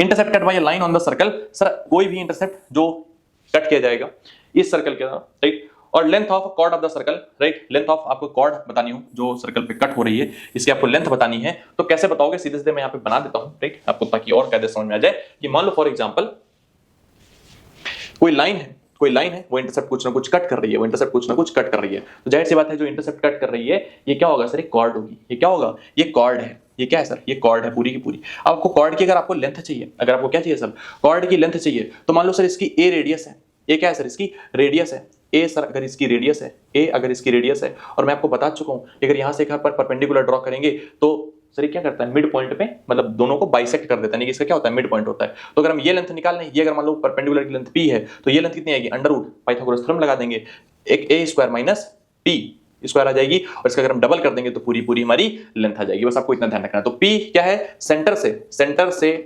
लाइन पर डाले गए परपेंडिकुलर की लंबाई या परपेंडिकुलर की लेंथ, ये क्या है सर, p है, a क्या है, रेडियस है, राइट, दोनों आप निकाल सकते हो। Under root a square minus p square करना भी आपको आता है। p क्या है sir, p is the perpendicular distance from centre to the line, from centre to the line. p क्या है सर, देखो लिखा भी हुआ है, p is the length of the perpendicular from the centre to the chord, sir centre to the chord, chord मतलब वही जो लाइन है, लाइन इंटरसेप्ट कट कर रही है, बस आपको इतना ध्यान रखना है, सीधे सीधे आंसर आने स्टार्ट हो जाएंगे। आगे बढ़ जाते हैं सर अगली कहानी पे, इंटरसेक्टिंग और टचिंग सर्कल, राइट। इंटरसेक्ट कब सर्कल करते हैं और टच कब करते हैं, कंडीशंस क्या क्या हैं, सारी कंडीशन एक साथ लिख लेते हैं। देखो सर्कल दो तरीके से टच कर सकते हैं, या तो बाहर से करें, है ना, इसको अपन बोलते हैं एक्सटर्नली, एक्सटर्नली, और या तो अंदर से करें, इसको अपन बोलते हैं इंटरनली, इंटरनली। अगर एक्सटर्नली कर रहे हैं, अगर एक्सटर्नली कर रहे हैं तो इनके जो सेंटर के बीच की डिस्टेंस होगी, राइट, मैं यहाँ पे लिख दे रहा हूं, इनके जो सेंटर के बीच की डिस्टेंस होगी, सेंटर के बीच की डिस्टेंस, जैसे मान लो सेंटर यहां तक है, ये सेंटर है, ये मान लो C1 है, सेंटर मान लो C2 है, इसकी रेडियस मान लो R1 है, ये रेडियस R1 है, और ये रेडियस इनकी R2 है। तो जो सेंटर की बीच की डिस्टेंस होगी ये R1 और R2 के सम के बराबर होगी। जो C1 C2 लिखा है, C1 C2 का मतलब है distance between centres, distance between centre. C1 C2 is nothing but distance between centres, distance between centres, right, distance between centre. C1 C2 sir क्या है, डिस्टेंस बिटवीन सेंटर है। C1 C2 sir क्या है, distance between centre है। अगर externally कर रहा है तो R1 प्लस R2 के बराबर होगा, और अगर इंटरनली कर रहा है, अगर इंटरनली एक दूसरे को टच कर रहे हैं तो जो C1 C2 होगा, जो C1 C2 के बीच की डिस्टेंस होगी ये R1 माइनस R2 के बराबर होगी। R1 माइनस R2 यानी कि रेडियस के डिफरेंस के बराबर होगी, राइट, नेगेटिव नहीं लेना, मॉड लगा हुआ है तभी, राइट, क्योंकि डिफरेंस हम यहां बोल रहे हैं, तो R1 माइनस R2 के बराबर होगी क्या sir, C1 C2, C1 C2 मतलब सेंटर के बीच की डिस्टेंस, राइट। आगे बढ़ जाते हैं सर, एक्सटर्नली इंटरनली हो गया हमारा। इंटरसेक्टिंग और टचिंग सर्कल, अगर सर इस तरह से है, राइट, इस तरह से चीजें हैं कि भैया एक्सटर्न ये बिल्कुल भी एक दूसरे को टच नहीं कर रहे हैं, ना ही एक्सटर्नली कर रहे हैं, ना ही एक्सटर्नली कर रहे हैं, और ना ही इंटरनली कर रहे हैं, ना ही एक्सटर्नली कर रहे हैं और ना ही इंटरनली कर रहे हैं, तो कहानी क्या होगी, तो उस केस में कहानी होगी C1 C2 की जो बीच की डिस्टेंस है, आपको भी दिख रहा है साफ साफ, ये डिस्टेंस जो है R1 R2 की डिस्टेंस से ज्यादा है, R1 R2 के सम से ज्यादा है। जो C1 और C2 के बीच की डिस्टेंस है ये R1 R2 के सम से ज्यादा है। और अगर एक्सटर्नली इंटरनली भी एक दूसरे को टच नहीं कर रहे हैं, इस बात का मतलब है कि सर जो डिस्टेंस है वो R1 माइनस R2 से भी और कम हो गई है, R1 माइनस R2 से भी और कम हो गई है, राइट। ये सारी बातें आपको लिखते हुए चलना, सवाल इस पर आ चुके हैं, आ सकते हैं। इंटरसेक्टिंग और टचिंग सर्कल, है ना, मतलब वही इंटरसेक्टिंग अभी चल रहा है, अपन तीन पार्ट में इसको मैंने डिवाइड किया है। अगर सर्कल एक दूसरे को इंटरसेक्ट कर रहे हैं, अगर सर्कल एक दूसरे को इंटरसेक्ट कर रहे हैं, राइट, आपको बताना है, पीएनसी का सवाल है, 10 सर्कल एक दूसरे को इंटरसेक्ट कर रहे हैं, नॉन ओवरलैपिंग इंटरसेक्ट कर रहे हैं, तो इंटरसेक्टिंग पॉइंट कितने बनेंगे, पीएनसी का सवाल मैं आपको देता हूं, राइट। चलो आ जाओ यहाँ पे, देखो अगर एक दूसरे को कट कर रहे हैं, राइट, दो जगह पे इस तरह से, या तो ऐसे कर सकते हैं या फिर ऐसे कर सकते हैं, राइट, कि सर ऐसे कर सकते हैं, अंदर से भी कट कर सकता है, वो दोनों बातें एकदम सेम है, राइट। बट यहाँ पे इक्वेशन दो बन जाते हैं कि सर फिर उस केस में सेंटर के बीच की डिस्टेंस रेडियस के सम के बराबर, ये रेडियस के सम से छोटी, ये रेडियस के डिफरेंस से बड़ी होगी, राइट, रेडियस के डिफरेंस से बड़ी होगी सेंटर के बीच की डिस्टेंस, और रेडियस के सम से छोटी होगी हमेशा, रेडियस के सम से, रेडियस के डिफरेंस से हमेशा बड़ी, रेडियस के सम से हमेशा छोटी होगी, इस बात का आपको ध्यान रखना है सर, राइट। दोनों चीजें इस तरह से बन जाती हैं, बाकी आपकी मर्जी, बनाते हुए चलना है, सारी चीज लिखते हुए चलना है। सवाल देख लो, फटाफट लिखा हुआ है, the equation of circle which passes through the points, right. अब ये देखो, ये जो सवाल है ना, ये यार एवरग्रीन सवाल है, इन सवालों को करने में कई सारे बच्चों के पसीने छूट जाते हैं, वो करना भी नहीं चाहते हैं। कभी भी अगर आ जाए कि भैया 3 पॉइंट से कोई सर्कल पास हो रहा है, उसकी इक्वेशन बताइए साहब कैसे बनेगी, तो बहुत सारे बच्चे करते क्या है कि पूरा इक्वेशन बनाने बैठ जाते हैं कि x² + y² + 2gx + 2fy + c = 0 चल रहा है, तो एक बार यहां पे रखेंगे, पहले gfc में रिलेशन बनाएंगे, फिर एक बार रखेंगे gfc में रिलेशन बनाएंगे, फिर एक बार रखेंगे gfc में रिलेशन, फिर तीनों को सॉल्व करेंगे, gf और c की वैल्यू निकालेंगे, फिर gf और c की वैल्यू उठा के रखेंगे, फिर बोलेंगे सर ये हमारा आंसर आया है। ये तरीका बिल्कुल ही सही है, कोई गलत तरीका नहीं है, बट ये तरीका तब करना होता है जब वो कुछ भी समझ में ना रहा हो। लेकिन मैंने कहा था कि वहां पे आपको वो चालाकी दिखानी जो एग्जामिनर सोच के बैठता है कि आप नहीं करोगे, वो चालाकी वहां पे दिखानी है। चालाकी क्या है भाई, अगर सर्कल इन तीनों पॉइंट से पास हो रहा है, अगर सर्कल इन तीनों पॉइंट से पास हो रहा है, तो जाहिर सी बात है ये तीनों पॉइंट इस सर्कल के इक्वेशन को सेटिस्फाई करेंगे। और आपके पास 4 ऑप्शन तो लिखे हुए हैं, आपको बस पता लगाना उसमें से सही कौन सा है, राइट। तो सर हम यहां पे आ जाते हैं, एक एक करके फटाफट रख के देख लेते हैं। तो पॉइंट 1,0 थोड़ा अच्छा सा पॉइंट दिख रहा है, क्योंकि भैया x की जगह पे 1 रखना, y की जगह पे 0 रखना है, और बस पता लगाना है। तो पहले इक्वेशन रखते हैं, x की जगह पे 1, y की जगह पे 0, तो सर x की जगह पे 1 रखा, y की जगह पे 0 रखा, तो 4 × 1 4 रह गया, यहां पे रखा 1 142 रह गया, ये तो सर 0 हो गया, 140 हो गया, 140 + 142 + 4, ये 0 के बराबर क्या कभी हो पाएगा सर, कभी नहीं हो सकता, यानी कि ये तो नहीं है। बात समझ में आ रही है? नहीं करना आपको जीएफसी और में रिलेशन बना करके, काफी लेंथी सवाल हो जाएगा फिर तो, है ना, नहीं करना। मैं आपको टेक्निक वही बताऊंगा जिससे सवाल कम समय में सॉल्व हो जाए। वहां पे सर यहाँ पे देखें 1 और 0 रखा तो सर 4 आ गया, ठीक है, यहाँ पे 1 रखा तो -142 आ गया, ये तो सर 0 हो गया, -142, और सर यहाँ पे कितना आया था 4 आया था, और 138 प्लस का 138 + 4 और -142, ये तो सर 0 हो रहा है, क्योंकि 138 + 4 142 होता है, ये प्लस का हो गया, माइनस हो गया, तो 0 हो रहा है, तो ये हमारा आंसर हो सकता है, हो सकता है, हो सकता है, अभी रुके रहना है, जल्दबाजी नहीं करनी, क्योंकि हो सकता है 2-3 पॉइंट ऐसे आ रहा है ना, क्योंकि भाई सर्कल मान लो ये पॉइंट 1,0 है, तो सर्कल एक ऐसा भी हो सकता है ना कि जो यहां से ऐसा निकल रहा हो, उसका इक्वेशन उन्होंने लिख के दे दिया हो, तब क्या करोगे? उस केस में अपन दोनों तीनों भी चेक कर लेंगे बाद में, लेकिन पहले देख लेते हैं और भी क्या कोई फंस रहा है क्या, राइट। अच्छा, इस वाले में देखा तो 1,0 यहाँ पे कर रख के देखा तो सर 4 आ रहा है, -142 आ रहा है, ये तो सर 0 हो जा रहा है, ये 138 आ रहा है, यानी कि सर हाँ ये भी इक्वेशन सेटिस्फाई 1,0 को कर रहा है, राइट। तो अब यहाँ पे देखो चेक करना है दोबारा में, फिर इसको जरा देख लेते हैं। यहाँ पे अगर 1,0 रखेंगे तो सर 4 हो गया, ये 150, ये 0 हो गया, तो 150 प्लस 4 करेंगे 154 हो जाएगा, राइट। और ये सर 138 प्लस का है तो ये तो नहीं बनेगा, यानी कि सर इन दोनों में से हमें पता लगाना है कि हमारा सही आंसर कौन सा है, इन्हीं दोनों में रह गया। अब सर इसमें से आप कोई भी 2 पॉइंट रख करके देख लो, आपका आंसर आना स्टार्ट हो जाएगा। मान लो हमने 0 और -6 उठाया, तो 0 और -6 उठाएंगे तो सर ये तो पूरा ये वजह से हमने इसमें रखा, तो -6 का स्क्वायर सर तो 36 हो गया, 36 × 4 मिलेगा, हाँ लिखे रहना भी ध्यान से। ये सर ये तो हमारा 0 हो गया, -47 -6 करेंगे तो सर तो प्लस का हो रहा है, ये भी प्लस का है, ये भी प्लस का है और ये भी आने वाला प्लस का है, तो तीनों प्लस करने पर क्या कभी 0 आएगा? नहीं सर, कभी 0 नहीं आएगा, यानी कि ये नहीं है, फिर तो हमारा सी पार्ट ही करेक्ट होगा। इस तरह से सवाल को सॉल्व करना था और ऐसे ही पेपर में भी करना है। अगर आप ऐसे पेपर में नहीं करते तो इसका मतलब आप वहां पे कुछ ना कुछ अपने नंबर का लॉस कर रहे हो, राइट। आगे बढ़ जाते हैं सर अगले सवाल की ओर, अगले फंडे की ओर। The two circles x square plus y square r square x square minus y square minus 10x plus 16 बराबर 0 intersect at two distinct points। ये सर दो डिस्टिंक्ट पॉइंट पर इंटरसेक्ट करते हैं। Then which of the following is correct? तो sir आपको बताना है सर इसमें से कौन सा करेक्ट होगा। हमने बताया था कि अगर इंटरसेक्ट करते हैं तो C1 C2 मतलब उनके सेंटर के बीच की जो डिस्टेंस होगी ये उनके रेडियस के डिफरेंस से बड़ी और उनके रेडियस के सम से हमेशा छोटी होगी, राइट। इस बात पे हमने चर्चा भी करिए, तो बस इसी को लगाना है। इसमें सेंटर अगर निकालें तो सर सेंटर इसमें क्या जाएगा, C1 की वैल्यू से 0,0, सेंटर की वैल्यू क्या जाएगी 0,0 और रेडियस r तो r ही रहेगा, सीधे सीधे हमें दिख रहा है और इतनी तेज ही आपको भी दिखना चाहिए। अगर नहीं दिख रहा है तो भाई आपको फिर से एक बार वीडियो देखने की जरूरत है, क्योंकि मैं ऑलरेडी सारी चीजें बता चुका हूं कि x square plus y square बराबर r स्क्वायर। यहां पे जरा सा जल्दी से देखते हैं सर सेंटर कितना आएगा। देखो सेंटर मैंने क्या बोला था, g वाले का आधा करो और माइनस साइन लगा दो, x वाले का मतलब आधा करो, x के कोएफिशिएंट में कितना है सर -10 है, इसका आधा करेंगे सर -5 बचेगा, माइनस साइन लगाएंगे तो प्लस का 5 हो जाएगा, यानी सेंटर क्या आएगा सर 5। y वाला यहां पर है ही नहीं, तो क्या सर पेपर वाले भूल गए? नहीं भूले नहीं, उनको तुम 0 मानो, राइट। उसको क्या मानो 0 मानो, 0/2 करेंगे माइनस लगाएंगे 0 ही रहेगा, यानी कि सेंटर हमारा कितना आ गया सर, ये तो 0 आ गया है, राइट। इस तरह से अगर सर अपन रेडियस निकालेंगे तो g का स्क्वायर, g मतलब 5 का स्क्वायर यानी कि 25 माइनस अगर अपन 16 करेंगे, राइट, तो सीधे 9 आ जाएगा, 9 का अंडर रूट हमारा 3 आ जाएगा। मैं थोड़ा जल्दी में इसलिए कर रहा हूं क्योंकि यहां तक आपको मैं इतना समझा चुका हूं कि सारी चीजें आई थिंक क्लियर हो गई होंगी, राइट। इसलिए मैं थोड़ा आपके दिमाग में जोड़ डाल रहा हूं कि कितनी जल्दी आपको भी सोचना है इस तरह से।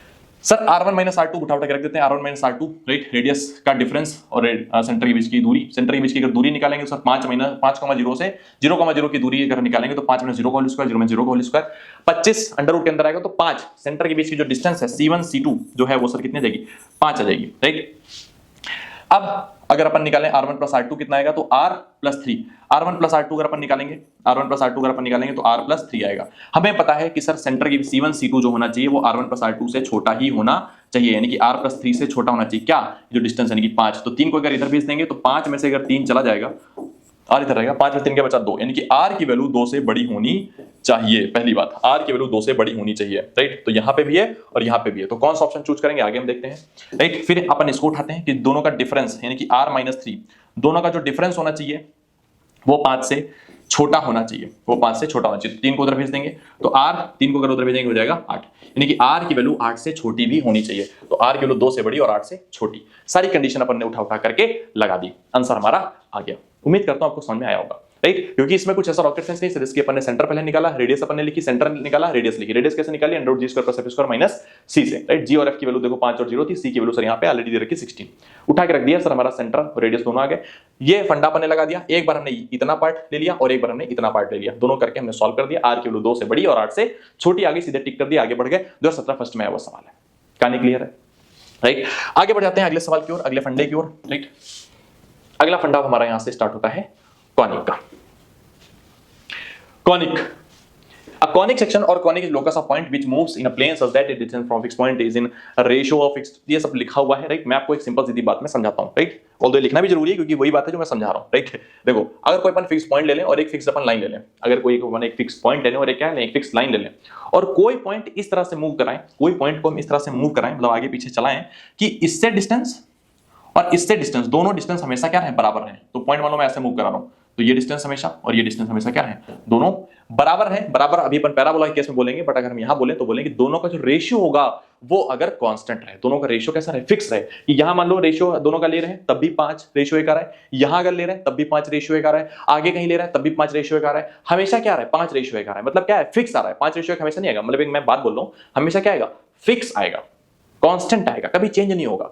अगर इस तरह से आप मूव कराते हो तो बनने वाला कर्व या बनने वाला जो ग्राफ होगा या बनने वाला जो शेप होगा वो सर कैसा होगा, कॉनिक सेक्शन होगा, कॉनिक का ही सेक्शन होगा। सर्कल मिलेगा या पैराबोला मिलेगा या एलिप्स मिलेगा या हाइपरबोला मिलेगा, राइट।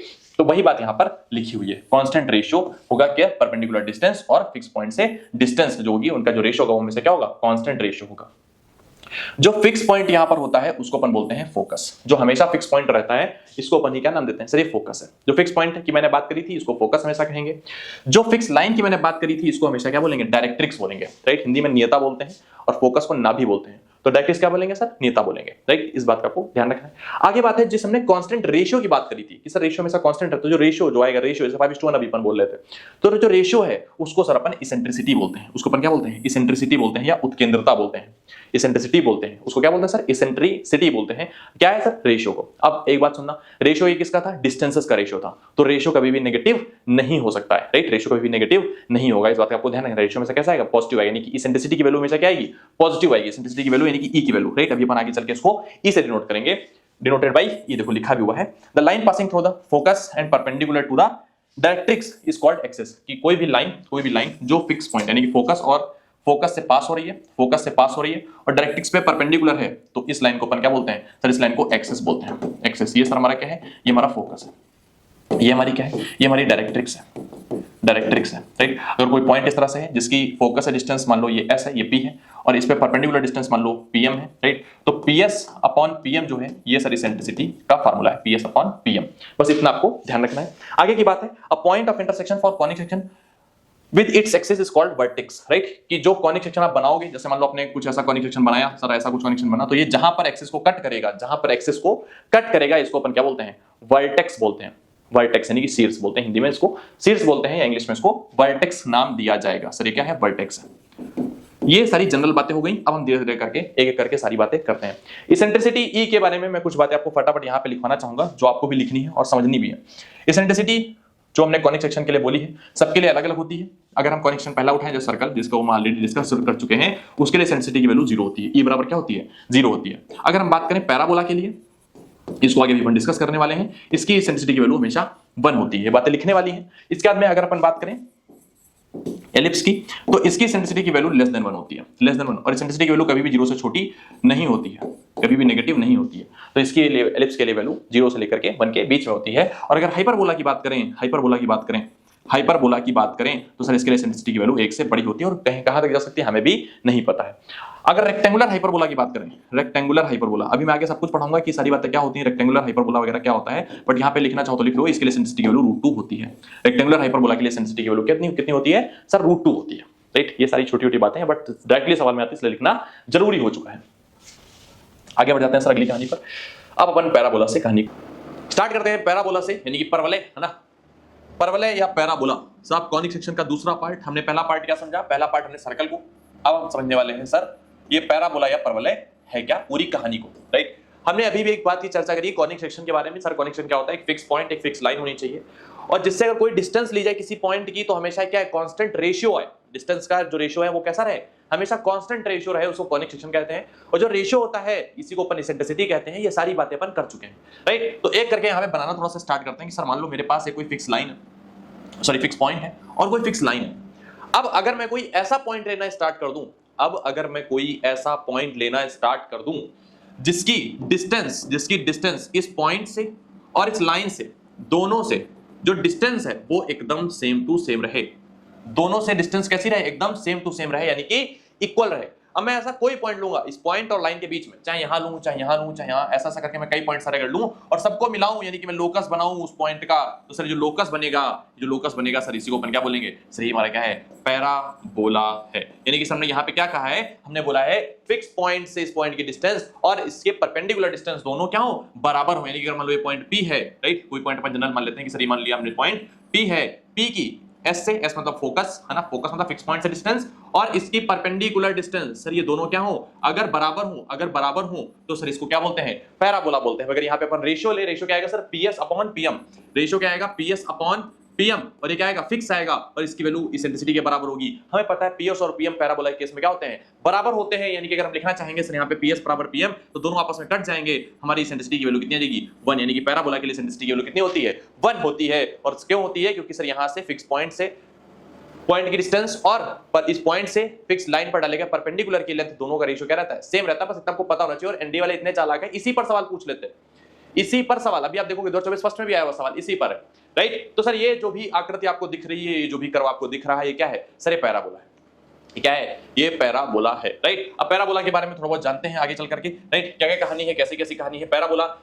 अब पैराबोला में जो बात मैंने आपको समझाई है वही यहां पर लिखी हुई है। A parabola is the locus of a point which moves in a plane such that its distance from a fixed point, focus है इसकी जो डिस्टेंस होगी वो इक्वल होगी, किसके इक्वल होगी, उस पॉइंट से डायरेक्ट्रिक्स पर डालेगा परपेंडिकुलर की लेंथ के बराबर होगी, राइट, यानी कि इसेंट्रिसिटी की वैल्यू यहां पे 1 होगी। इतनी सारी बातें यहां पे लिखी हुई हैं। उसका क्या है कि standard equation of parabola y square equal to 4x, ये सबसे इंपॉर्टेंट है। अगर ये नहीं याद है तो कहानी कुछ आप पैराबोला की किसी क्वेश्चन आप कुछ कर ही नहीं सकते, तो इतना पता होना चाहिए। y स्क्वायर इक्वल टू क्या होगा, 4x। सर कैसे बनता है मैं आपको बता रहा हूं बना करके भैया। ये मान लो x एक्सिस है, मान लो y एक्सिस है, सर x एक्सिस और ये y एक्सिस। एक कोई पॉइंट में ले रहा हूं सर, पॉइंट कहीं जनरल हमने यहां पे ले लिया मान लो, राइट। अब एक मैं लाइन, फिक्स लाइन ले रहा हूं। अभी तक तो मैंने क्या किया सर, एक फोकस लिखा है ना, एक फोकस लिया, और अब मैंने क्या लिया, एक लाइन, राइट, एक लाइन कुछ इस तरह से मैंने एक लाइन ड्रॉ करी, राइट। ये कौन सी लाइन है सर, ये फिक्स लाइन है, यानी कि डायरेक्ट्रिक्स है। अब बहुत ध्यान सुनना, पैराबोला बनेगा कैसा, राइट, ये ग्रीन कलर से बना के दिखा रहा हूं। पैराबोला कुछ इस तरह से बनेगा, राइट। ये स्टैंडर्ड इक्वेशन, इसलिए स्टैंडर्ड इक्वेशन के लिए स्टैंडर्ड आपको याद रखना है। हाँ सर ऐसे ही बनेगा, राइट, मैं इसका डेरिवेशन नहीं करा रहा हूं, ऐसा ही बनेगा, इस बात को आपको ध्यान रखना है। बाकी रटने वाली चीज नहीं, आपको याद हो जाएगा भी, मैं ऐसा याद कराऊंगा, राइट। यहां से यहां तक हम मान लेते हैं डिस्टेंस, मान के लेते हैं आपको a माननी पड़ेगी, क्यों, क्योंकि सर आपका इक्वेशन क्या है, y square equal to 4ax, जो यहां पे a यूज हुआ है वही a यहां पर आया है, ये a डिस्टेंस पर है, ये a डिस्टेंस पर है, राइट। तो एक बात सुनना बहुत ध्यान से, अगर ये पॉइंट इस फोकस से a डिस्टेंस पर है तो इस पॉइंट से लाइन भी a डिस्टेंस पर ही तो होगी, है ना। यही तो बात हमने करी थी पैराबोला के केस में कि भाई डिस्टेंस बराबर होती है, डिस्टेंस दोनों क्या होगी, बराबर होगी। अब अगर ये फोकस a दूरी पर है तो इसके कोऑर्डिनेट a, 0 हो जाएंगे, यानी कि सिर्फ फोकस के कोऑर्डिनेट है। फोकस कोऑर्डिनेट क्या है सर, a, 0 है। बहुत सिंपल सी बात। अगली बात यह है कि सर इसकी जो डायरेक्ट्रिक्स है ये a दूरी पर है, तो डायरेक्ट्रिक्स के कोऑर्डिनेट क्या होंगे, -a, 0, है ना। क्यों, क्योंकि सर x एक्सिस ये ओरिजिन से इधर की ओर है, लेफ्ट की ओर है, ओरिजिन से लेफ्ट की ओर है, तो नेगेटिव होगा, -a, 0। ओरिजिन के डिस्टेंस 0, 0, राइट, ये तो पता है, सभी को पता। अब यहाँ पे थोड़ी थोड़ी बातें लिख लेते हैं। सर पहली बात क्या है, वर्टेक्स इज 0, 0। वर्टेक्स क्या होता है, जहां पर कर्व एक्सिस को कट कर रहा होता है। एक्सिस क्या है हमारी, है एक्स एक्सिस है, जहां पर कट कर रहा है, कट कहां पर कर रहा है सर, 0, 0 पर कर रहा है, यानी कि सर ये हमारा क्या है, वर्टेक्स है। ये हमारा क्या है सर, वर्टेक्स है। सारी बातें छोटी छोटी हैं लेकिन आपको लिखनी बहुत जरूरी है, अगर आपने नहीं लिख रखी है प्लीज इन्हें नोट डाउन करो। फोकस क्या है सर, फोकस इज a, 0, हमने ऑलरेडी लिख दिया है।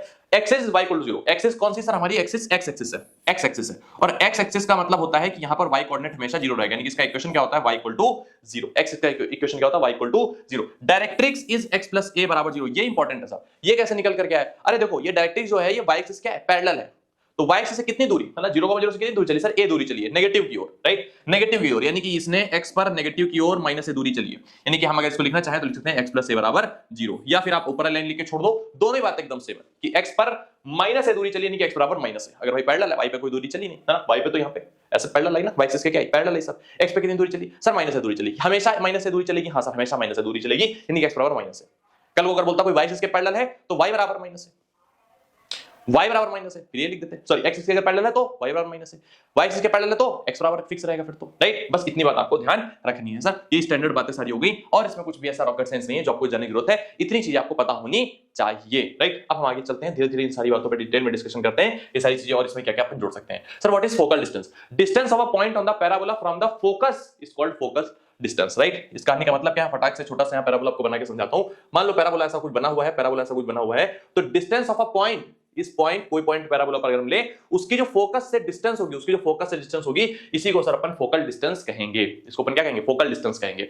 Focal chord, a chord of the parabola which passes through the focus is called focal chord. Chord का मतलब होता है सर कर्व के दो पॉइंट को मिलाने वाली लाइन। तो अगर कोई लाइन ऐसी है जो कर्व के दोनों पॉइंट को मिला रही है, दो पॉइंट को मिला रही है और फोकस से होकर के जा रही है, तो उसको अपन फोकल कॉर्ड कहेंगे, फोकल कॉर्ड कहेंगे, ना भी जीवा, राइट, फोकल कॉर्ड कहेंगे। डबल ऑर्डिनेट सर क्या होता है, a chord of the parabola perpendicular to the axis is symmetric, the symmetry is called double ordinate, right. तो अब देखो यहाँ पे बहुत ध्यान सुनना एक बात को मेरी, राइट। सर क्या कहानी है कि अगर मान लो कोई पैराबोला है, अगर मान लो कोई पैराबोला है, डबल ऑर्डिनेट वर्ड सीधे सीधे एनडीए में पूछा जाता है, इसलिए मैं बता रहा हूं। अगर कोई कॉर्ड है जो एक्सिस के परपेंडिकुलर है, अगर कोई कॉर्ड है जो एक्सिस के परपेंडिकुलर है, मैं फिर से अपनी बात को रिपीट करता हूं, अगर कोई कॉर्ड है जो एक्सिस के क्या है, परपेंडिकुलर है, तो इसके जो कोऑर्डिनेट होंगे, इसके जो कोऑर्डिनेट होंगे, कोऑर्डिनेट अगर आप निकालोगे तो ये ए दूरी इधर चला है ऊपर, है ना, ऊपर दूरी कुछ ना कुछ चलेगा, नीचे दूरी कुछ ना कुछ चलेगा, तो ऊपर दूरी चलेगा वो पॉजिटिव, नीचे दूरी जो चलेगा वो नेगेटिव, तो इसलिए इसको डबल ऑर्डिनेट कहा जाता है। इसको क्या बोलते हैं सर, डबल ऑर्डिनेट कहते हैं। Chord of the parabola perpendicular to the axis of the symmetry is called a double ordinate, right, इसको क्या कहते हैं सर, डबल ऑर्डिनेट कहते हैं।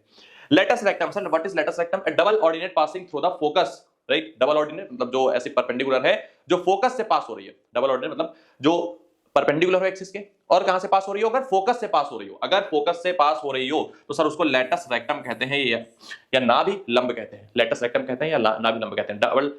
डबल ऑर्डिनेट सर क्या होती है, जो परपेंडिकुलर हो, अगर वही परपेंडिकुलर फोकस से पास हो जाए तो उसको अपन क्या बोलते हैं, लेटस रेक्टम बोलते हैं, राइट। आपको इस बात का ध्यान रखना है जो नीचे पॉइंट लिखे हुए हैं, for y square equal to 4x के लिए लेटस रेक्टम की लेंथ 4a होगी, यानी कि जो x के मल्टीप्लाई में लिखा होता है ये क्या होती है, लेटस रेक्टम की लेंथ होती है, राइट, लेटस रेक्टम की लेंथ होती है। Length of the semi latus rectum, अब सेमी मतलब आधी, है ना, तो 4a की आधी कर देंगे तो 2a आ जाएगा। End of the latus rectum is, end जो पॉइंट होते हैं, एंड पॉइंट किसी भी लेटस रेक्टम के आपको याद रखना है, अगर मान लो कोई क्वेश्चन मेरे सामने y square equal to 4x type है तो उसके जो एंड पॉइंट्स लेटस रेक्टम के होंगे वो a, 2a और a, -2a होंगे। इस बात का आपको बहुत ज्यादा ध्यान रखना है, अगर नहीं रख रहे हो तो सवाल गड़बड़ हो जाएगा। a, 2a और a, -2a, right, latus rectum के एंड पॉइंट मतलब जहां पर ये खत्म हो रही है, लेटस रेक्टम मान लो ये लेटस रेक्टम है तो जहां पर ये खत्म हो रही है, राइट, जहां पर ये खत्म हो रही है, तो इन एंड पॉइंट्स के कोऑर्डिनेट दे रखे हैं, a, 2a और a, -2a, राइट। आगे बढ़ते हैं sir, perpendicular distance from focus to directrix, right. अब ये बहुत ध्यान सुना, perpendicular distance from focus to directrix, perpendicular distance from focus to directrix, perpendicular distance from focus to directrix, focus से डायरेक्ट्रिक्स तक की जो परपेंडिकुलर लेंथ होती है, half the length of latus rectum, ये लेटस रेक्टम की आधी लंबाई के बराबर होती है। कैसे सर, लेटस रेक्टम की लंबाई होती है 4a, आपको पता है, और ये आपको पता है ये इतनी दूरी यहां से यहां तक a होती है और इतनी दूरी यहां से यहां तक भी a होती है, तो ये टोटल दूरी हो गई 2a, राइट, यानी कि सर 2a भैया तो आधी हो गई ना लेटस रेक्टम की लेंथ की, तो वही बात यहां पे लिखी हुई है, perpendicular distance from focus to directrix is half the length of the latus rectum.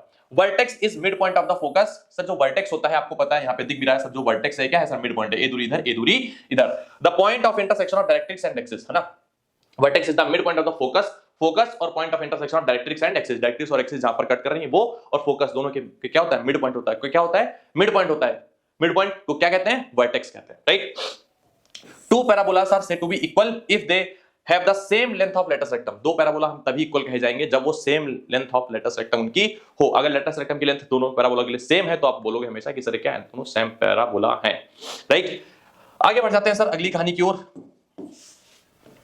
अगली कहानी में सवाल है हमारे पास, राइट। अब देखो क्वेश्चन कॉन्सेप्ट है जितने सीख लो, लेकिन अगर सवाल करने की अप्रोच नहीं आई तो कोई मतलब नहीं है, राइट, कोई फायदा ही नहीं हुआ। आप चाहे जितनी अप्रोच सीखो, चाहे जितने कॉन्सेप्ट रटो, चाहे जितने फार्मूला याद करो, कोई मतलब नहीं सारी बातों का, अगर आपको क्वेश्चन करने की अप्रोच नहीं आई तो, राइट। तो अपन समझते हैं क्वेश्चन करने की अप्रोच सर क्या है। देखो क्वेश्चन के अंदर का what is the equation of directrix of parabola y square equal to 4bx, y square equal to 4bx की डायरेक्ट्रिक्स का इक्वेशन क्या होगा। अभी अभी जस्ट हम पढ़ के आए हैं कि जो भी यहां पर टर्म लिखा होता है, जैसे मान लो अपन ने लिखा था, ये आपको याद रखना पड़ेगा, y square equal to 4x के लिए जो डायरेक्ट्रिक्स अपन ने बनाई थी वो x इक्वल टू -a बनाई थी, याद आ रहा है, x इक्वल टू -a के x पर माइनस से दूरी चलेगा, सर यहां पे जो टर्म लिखा होता है वही आ जाता है। तो इसके लिए डायरेक्ट्रिक्स क्या होगी सर, डायरेक्ट्रिक्स का इक्वेशन क्या होगा, x equal to -b, x equal to -b। अब हमें यहां पर देखो जरा ध्यान से देखा जाए तो आंसर में कहीं पर भी यहां पर b नहीं लिखा है, बल्कि कुछ ना कुछ वैल्यूज लिखी हैं, यानी कि b की जगह पे कोई ना कोई वैल्यू पुट करनी पड़ेगी। अब सर वैल्यू कैसे पुट करेंगे, आप ध्यान से देखते हैं, तो b की वैल्यू हम यहां से निकालते हैं, b की वैल्यू हम यहां से निकालते हैं सर, है ना, तो b की वैल्यू पर निकाल रहे हैं, b square plus b minus 2 बराबर 0 है, b square plus b minus 2 बराबर 0 है, तो सर इक्वेशन निकालेंगे, b 2 एकम 2, 2 में से 1 गया, 1 बचेगा, तो b square plus 2b minus b, right, factor कर रहे हैं केवल और कुछ नहीं, b कॉमन ले लिया अपन ने तो बचेगा b प्लस 2, यहाँ पे माइनस 1 कॉमन ले लिया बचेगा b प्लस 2, राइट, बराबर 0, b प्लस 2 अगर अपन ने कॉमन ले लिया तो b प्लस 2 अपन ने कॉमन लिया, ये बचेगा b माइनस 1। अब देखो b माइनस 1 बराबर 0, दो फैक्टर का मल्टीप्लिकेशन अगर 0 आ जाए तो उनमें से एक तो 0 होना ही पड़ेगा, एक को, राइट, यानी कि अपन बोल सकते हैं कि सर इधर b प्लस 2 बराबर 0, यानी कि अपन यहां से बोल सकते हैं कि b बराबर -2, या फिर अपन बोल सकते हैं कि b माइनस 1 बराबर 0, इसका मतलब है कि b की वैल्यू 1 के बराबर है। अब सर ली कौन सी है, तो देखो यहां पे साफ लिखा है b less than, right, b less than 0, b less than, b जो है वो 0 से छोटा है, राइट, b 0 से छोटा वाला केस कौन सा रहेगा, b इक्वल टू -2 वाला, तो b की वैल्यू -2 उठा के रख दो, यानी कि सर अपन जैसे रखेंगे x बराबर क्या जाएगा, -2, यानी कि सर x बराबर जाएगा प्लस का 2, x बराबर 2, यानी कि x -2 बराबर 0 is the correct answer, b part is the correct answer. उम्मीद करता हूं सवाल आपको समझ में आया होगा कि किस तरह से हमने सरल तरीके से सवाल को लगा करके कहानी खत्म कर दी पूरी, राइट। 2023 सेकंड का आया हुआ सवाल एनडीए प्रीवियस ईयर का, ठीक है सर। आगे बढ़ जाते हैं अगले सवाल की ओर फटाफट। अगला सवाल है 2024 फर्स्ट में आया हुआ सवाल। अब देखो कितना ही चिंदी सवाल, कितना ही सरल सवाल। सवाल क्या कह रहा है, in the parabola y square equal to 8x the focal distance of a point p lying on it is 8 unit, right. अब देखो अगर आपको टर्मिनोलॉजी नहीं पता है, देखो यहाँ पे लिखा हुआ है फोकल डिस्टेंस। अब टर्मिनोलॉजी आपको नहीं पता है सर फोकल डिस्टेंस क्या होती है, राइट, जो मैं ऑलरेडी पढ़ा चुका हूं, तो आप इस सवाल को नहीं कर पाओगे फिर, राइट। अब सवाल में क्या दे रखा है, y square equal to 8x एक पैराबोला है, तो आपको पता है पैराबोला कुछ ऐसा बना होगा, राइट, पैराबोला ऐसा बना है। फिर आगे बोला है focal distance of a point p। Focal distance का मतलब होता है किसी पॉइंट की फोकस से डिस्टेंस, किसी पॉइंट की फोकस से डिस्टेंस, राइट। तो ये डिस्टेंस जो दे रखी है 8 यूनिट दे रखी है, ठीक है, बहुत अच्छी बात है। फिर बोला है which of the following statement is are correct, the coordinate of p can be 6,4√3। देखो कभी भी ऐसा आ जाए कि ये कोऑर्डिनेट ऐसा हो सकता है नहीं हो सकता है, तो वो सेटिस्फाई करने पर है, राइट। ये पॉइंट इस कर्व को सेटिस्फाई कर रहा है कि नहीं कर रहा है। अगर कर रहा है तो हाँ उस पे लाई करेगा, अगर नहीं कर रहा है तो नहीं लाई करेगा। जैसे ये पॉइंट है 6,4√3, तो इसको सेटिस्फाई करना चाहिए। तो x की जगह पे 4√3 और y की x की जगह पे 6 और y की जगह पे 4√3 रख के देखते हैं। तो y की जगह पे अगर 4√3 रखेंगे तो 4√3 का स्क्वायर, इसको निकालते हैं कितना आएगा 16 × 3 यानी कि 16 32 16 48। सर x की जगह पे अगर हम रखेंगे 6 तो 8 × 6 अगर अपन निकालेंगे तो 48 आ रहा है, दोनों चीज बराबर है। यानी कि हाँ सर पहला स्टेटमेंट एकदम करेक्ट है। ये जो पॉइंट है इस पर ये हो सकता है, p के कोऑर्डिनेट ये हो सकते हैं, क्योंकि भाई p क्या था, p तो कोई ना कोई कर्व पे कोई ना कोई पॉइंट था ना, और अगर सेटिस्फाई कर रहा तो हो सकता है, बिल्कुल हो सकता है, कैन भी लिखा हुआ है। फिर बोला है the perpendicular distance of p from the directrix of parabola. Perpendicular distance of p from the directrix की, सर ये जो परपेंडिकुलर डिस्टेंस है डायरेक्ट्रिक्स से पैराबोला इज 8 यूनिट। अब ये जिसको डेफिनेशन पता है वो सीधे से करके भी जिसको निकल आएगा, बाकी इसमें कोई ज्यादा दिमाग नहीं लगाने वाली बात थी। क्यों सर, क्योंकि देखो पैराबोला केस में पता है जो पीएस की लेंथ होती है यही क्या होती है, पीएम की लेंथ होती है, राइट। अगर ये 8 है तो ये भी 8 होगी सर। सेकंड स्टेटमेंट भी करेक्ट है, both 1 and 2। C part is the correct answer. 2024 first का सवाल आपने देखा कि ज्यादा हमें कोई पेन उठाने की जरूरत भी नहीं पड़ी, बस सिंपल सिंपल केवल कुछ चीजें हमने करके या लिख करके देखी, राइट। तो यही कहानी है। अगर आपको अच्छे से कॉन्सेप्ट आते हैं, अगर आपको अच्छे से अप्रोच आती है तो सवाल कम समय में खत्म हो जाता है, कुछ रटने की जरूरत भी नहीं पड़ती है, राइट। कोई फार्मूला यहाँ पर रखने की आपको जरूरत नहीं थी, नहीं कोई चीज यहाँ पे बहुत ज्यादा याद होनी चाहिए थी, आप सिंपल सीधे भी कर सकते हैं सवाल को। ओके, आ जाते हैं सर टाइप्स ऑफ पैराबोला पे कि sir what are the types of parabola, है ना। टाइप्स ऑफ पैराबोला समझते थोड़ा सा, ये भी इंपॉर्टेंट है सर, है ना, ये भी इंपॉर्टेंट है सर। पहला केस हमने समझा कि y square equal to 4ax, right. तो सर हमारा पैराबोला कुछ ऐसा बना, y square equal to 4x हमारा पैराबोला कुछ ऐसा बना। लेकिन अब पैराबोला यहाँ पे थोड़े थोड़े चेंज होंगे। सर कैसे चेंज होंगे, अगर मैं बोल दूं y square equal to -4x, right, -4x, although आपको सारे फार्मूले, सारे जितने भी कॉन्सेप्ट हैं, जितने भी अप्रोच हैं, सब कुछ आपको केवल इस वाले से सॉल्व करनी है, राइट। आपको केवल इस वाले सॉल्व करनी है, मैं बस आपको बना के बता रहा हूं कैसे बनते हैं, राइट। यहाँ पे क्या है सर, y स्क्वायर मतलब सर कोई ना कोई पॉजिटिव टर्म मतलब यहाँ भी सर क्या होना चाहिए, पॉजिटिव टर्म होना चाहिए। a को हमेशा पॉजिटिव ही लिया जाता है, राइट। तो x यहाँ पे क्या होना चाहिए, फिर पॉजिटिव होना चाहिए। क्यों, क्योंकि सर इधर अगर पॉजिटिव आ रहा है तो इधर वाले पूरा क्या आना चाहिए, पॉजिटिव आना चाहिए। x नेगेटिव नहीं हो सकता ना फिर उस केस में, तो अपन सारा x वाला पॉजिटिव वाला केस लेते हैं। यहां पे अगर देखा जाए y स्क्वायर क्या है सर, पॉजिटिव है, यानी कि इधर टर्म भी क्या आना चाहिए, पॉजिटिव आना चाहिए, राइट। अब एक बात ध्यान सोचो, a पर तो भैया एक कांस्टेंट है, उससे तो कोई मतलब है नहीं, x को ही यहां पर कमान संभालनी पड़ेगी। तो x क्या बोलेगा, सर आगे माइनस लगा, मेरे को फिर माइनस होने दो। क्यों, क्योंकि माइनस माइनस तभी प्लस बना सकता हूं मैं। सर प्लस क्यों बना रहे हैं, क्योंकि भैया इधर वाला भी पॉजिटिव है तो उधर वाला भी पॉजिटिव होना चाहिए, y स्क्वायर तो हमेशा पॉजिटिव ही रहेगा, राइट। तो x में सारे क्या लेने हैं, नेगेटिव लेने, यानी कि पैराबोला कुछ इस तरह का बनेगा, पैराबोला कुछ इस तरह का बनेगा। सर आपको ये सारे पैराबोला ध्यान रखने में, याद करने के तरीके ही बता रहा हूं कि सर x यहाँ पे कैसा आएगा, नेगेटिव आएगा। कैसे पता लगा, y स्क्वायर क्या होगा, पॉजिटिव होगा, इसलिए x नेगेटिव रखना पड़ेगा, नहीं पैराबोला इधर की ओर बनेगा, राइट। अगला एक केस, अब हमने क्या किया, हमने x और y को चेंज कर दिया। हमने लिखा x square equal to 4ay, right, x square equal to 4ay। जब भी आप x और y को चेंज करते हो, तो जो एक्सिस होती है वो चेंज हो जाती है, बस x एक्सिस y एक्सिस बन जाती है। यानी कि सर पैराबोला जो ऐसे बना हुआ था, अब ये ऊपर ऐसा उल्टा हो जाएगा, कि उल्टी एक्सिस हो जाएगी, बस और कुछ नहीं ना, ये x y बस उल्टी एक्सिस हो जाएगी और कुछ भी नहीं, बिल्कुल सेम टू सेम रहेगा। यहाँ पे अगर आप ध्यान से देखो तो x स्क्वायर पॉजिटिव टर्म आ रहा है तो उधर वाला भी पॉजिटिव होना चाहिए था, यानी कि y को फिर अपन को क्या रखना पड़ेगा, पॉजिटिव ही रखना पड़ेगा सर, y को ऊपर वाला केस ही रखना पड़ेगा। एक लास्ट केस बच गया है, उसको बना लेते हैं फटाफट, राइट। अगर मान लो ऐसा आ जाए x square equal to -4ay, right, -4ay, तो फिर y को नेगेटिव रखना है, यानी कि पैराबोला कुछ हमारा ऐसा डाउनवर्ड बनेगा, राइट। सारी बातें याद रखनी है। अब मैं एक बात यहाँ पर बोल रहा हूँ, क्या सर हमें इसके लिए भी अलग से डायरेक्ट्रिक्स का इक्वेशन, फोकस का इक्वेशन या फोकस के कोऑर्डिनेट या लेटस रेक्टम की लेंथ, ये सब अलग से याद करना पड़ेगा? नहीं, कुछ भी अलग से याद नहीं करना है। फिर से मैं अपनी बात को रिपीट करता हूं, कुछ भी अलग से याद करना नहीं है। जैसे मैं मान लो आपको बना के बताता हूं, कैसे आपको बना के भी आप सीधे कर सकते हो। जैसे मान लो इस वाले केस में अगर हम देखें तो हमारे फोकस के कोऑर्डिनेट क्या थे, आप बोलोगे सर a,0 थे। फोकस के कोऑर्डिनेट क्या थे, a,0 थे। भाई यहां करोगे तो एक ही जगह पे बस माइनस से आना स्टार्ट हो जाएगा और कुछ नहीं होगा। लेकिन इस केस में क्या होता है ना, इस केस में क्या होता है ना, यहां पर क्या होगा, जहां जहां a यहां पर आता है, जिस चीजों में यहां पर a आता है, वहां पर यहां पर माइनस से आना स्टार्ट हो जाएगा, बस नेगेटिव वाले केस में ये रहेगा। इस वाले केस में क्या होगा, इस वाले केस में क्या किया है, x और y को आपस में इंटरचेंज किया है, तो जो x वाली चीज थी वो y की बन जाएगी, जो y वाली चीज थी वो x की बन जाएगी। बस इतना ध्यान रखना है। यहां पर अगर मेरे को मान लो फोकस बच्चा लिखना हो, फोकस लिखना हो, मैं आपको केवल एक एग्जांपल दे रहा हूं, बाकी सब खुद से भी कर सकते हो, राइट। फोकस अगर आपको लिखना हो तो यहां पे x वाली चीज क्या थी, a थी, तो अभी किसकी बन जाएगी, y की बन जाएगी, और ये y वाली चीज क्या थी, 0 थी, तो किसकी बन जाएगी, x की बन जाएगी। यानी फोकस यहां पे 0, a हो जाएगा। बताओ कैसा लगा, राइट। और कुछ नहीं आपको याद करना है, कुछ अलग से याद करने की जरूरत नहीं है कि सर वहां पे, अरे यार सर वहां पे 0, a होता है, यहाँ पे 0 होता है, 1, 0, रोज सुबह बैठ के रट रहा है, कुछ रटने की जरूरत नहीं है। आप सीधे सीधे सोचो कि यहाँ पे हमने x और y को आपस में चेंज किया था, बस इतना ध्यान रखना है, राइट। तो इसके सारे फार्मूलों में आप लिख लो x और y को आपस में इंटरचेंज करना है और कुछ भी नहीं है। यहां पे सर क्या करना है, a को बस -a बना देना है, a को बस -a बना देना और कुछ भी नहीं करना है, राइट। इस वाले केस में फिर क्या करना है, x और y तो चेंज करना ही करना है और a को -a बना देना है, राइट। जैसे माइनस यहाँ पे लगा हुआ है, सिंपल सीधी बात है, राइट। तो ये सारी चीजें आप ऐसे सीधे याद कर सकते हो। जैसे मान लो यहाँ पे डायरेक्ट्रिक्स का इक्वेशन क्या था सर, x + a = 0 था सर, x + a = 0 था। यहां पे कितना हो जाएगा, जहां a था वहां -a लिख दो, x - a = 0 हो जाएगा। यहां पर डायरेक्ट्रिक्स का इक्वेशन क्या हो जाएगा, जो x का था वो y का हो जाता है। यानी कि सर यहां पे डायरेक्ट्रिक्स का अगर अपन इक्वेशन लिखेंगे तो y + a = 0, लो खत्म। बताओ इतना सिंपल है, x की जगह पे बस y लिखना होता है और कुछ भी नहीं, और कुछ है ही नहीं कहानी में, राइट। इतना ही करना है सर, सीधे सीधे सारे फार्मूले अपने आप आ जाएंगे। तो ये रटने की जरूरत नहीं, बस केवल इसकी चीजें रट लो, इसकी चीज याद कर लो, बस एक ही चीज याद कर लो, ठीक है। आगे बढ़ते हैं सर, ये सारी चीजें आप नोट करते हुए चलना। आगे आते हैं सर, यहाँ पे देखो the two parabolas y² = 4x, x² = 4ay intersect at 2 points on the line y = x। अब ये देखो, ये सिंपल सी चीज है, y² = 4x अगर अपन बनाएंगे, अभी अपन बना के देख चुके हैं कि y² = 4x कुछ ऐसा केस बनेगा, राइट। y² = 4x कुछ ऐसा केस बनेगा, और x² = 4ay, यानी कि सर x पॉजिटिव है तो y को भी क्या होना पड़ेगा, पॉजिटिव होना पड़ेगा। लेकिन सर कुछ ऐसा बनेगा हमारा पैराबोला, राइट, ये बनेगा। आपको देखने से ही पता चल रहा है कि सर 2 पॉइंट पे इंटरसेक्शन हो रहा है, 2 पॉइंट पर इंटरसेक्शन हो रहा है। तो यहाँ पे देखो only at the origin, b option गलत है। At 2 points on the line y = x, only at 4a, 4a, ये भी गलत है। At 3 points on one of which, ये भी गलत है। सर 2 ही पॉइंट पे तो हो रहा है ना, और किस पे हो रहा है, y = x पे। क्यों, क्योंकि सर यहाँ पे y और x आपस में बस इंटरचेंज हो रहे हैं। जहां पर y और x आपस में इंटरचेंज होते हैं तो y और x के अराउंड वो रिफ्लेक्ट होते हैं, राइट। तो बस यहाँ पे 2 पॉइंट पे कट कर रहा है जो y = x पर मौजूद हैं। बस इतनी बात आपको ध्यान रखनी थी, और कुछ भी इसमें रॉकेट साइंस था ही नहीं सर। 2024 फर्स्ट में आया हुआ सवाल। अब बताओ अगर ये सवाल छोड़ के आओगे तो कैसे सिलेक्शन होगा, फिर कैसे होगा सिलेक्शन अगर ये सवाल छोड़ के आओगे तो, राइट। आगे बढ़ते हैं सर अगले सवाल की ओर।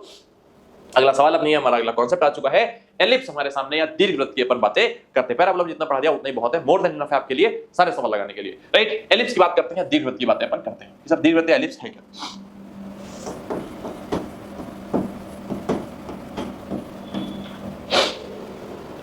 दीर्घवृत्त कुछ इस तरह से दिखने वाली शेप होती है, आकृति होती है कि सर्कल को थोड़ा पिचका दिया गया, दबा दिया गया तो कुछ ऐसा बन गया, राइट। ये क्या है सर, दीर्घवृत्त है, एलिप्स है। अब एलिप्स आपको कुछ चीजें मैं बात करा देता हूं। जैसे सर्कल में क्या होता है, सर्कल में क्या होता है, ये रेडियस है r और ये भी क्या है सर, रेडियस है r। लेकिन यहाँ पे ऐसा नहीं होता, यहाँ पे ये लेंथ थोड़ी ज्यादा हो जाती है, लेंथ थोड़ी कम रहती है, राइट। या उल्टा बनाओगे तो ये लेंथ थोड़ी ज्यादा हो जाएगी, वो लेंथ कम हो जाएगी, राइट। तो यहाँ पे जो एरिया होता है ये आपको याद रखना है, पाई ab के बराबर होता है। एरिया सर इसका क्या होता है, यहाँ पे एरिया पाई r² होता है, राइट। यहाँ पे एरिया अगर आप निकालोगे, यहाँ पे एरिया अगर आप निकालोगे तो पाई r इंटू r आएगा, राइट। लेकिन यहाँ पे पाई a इंटू b आता है। a सर ये लेंथ और b सर ये लेंथ होती है, राइट। बस इतना ध्यान रखना, बाकी इसमें ज्यादा सोचना विचारना नहीं कि सर सारी कहानी क्या चल रही, नहीं, बस इतना ही, ठीक है। आगे बढ़ते सर, एलिप्स में आपको चीजें बताता चलूंगा। एलिप्स की सेंट्रिसिटी आप लिख लो फटाफट। एलिप्स की सेंट्रिसिटी मैं आगे लिखवा चुका था पहले ही, लेकिन फिर से बोल देता हूं, हर जगह पे आपको नोट होनी चाहिए सेंट्रिसिटी की चीजें, राइट, क्योंकि सीधे सीधे पेपर में आती हैं। एलिप्स की centricity less than 1, right. Ellipse का देखो ये बड़ा सा हमने डायग्राम बना रखा है, और ये डायग्राम मैं चाहूंगा कि आप सभी लोग बना लो, राइट। चाहे आप वीडियो को पॉज करके बना लो, चाहे जैसे बना लो, पर ये डायग्राम आपके पास बना होना चाहिए।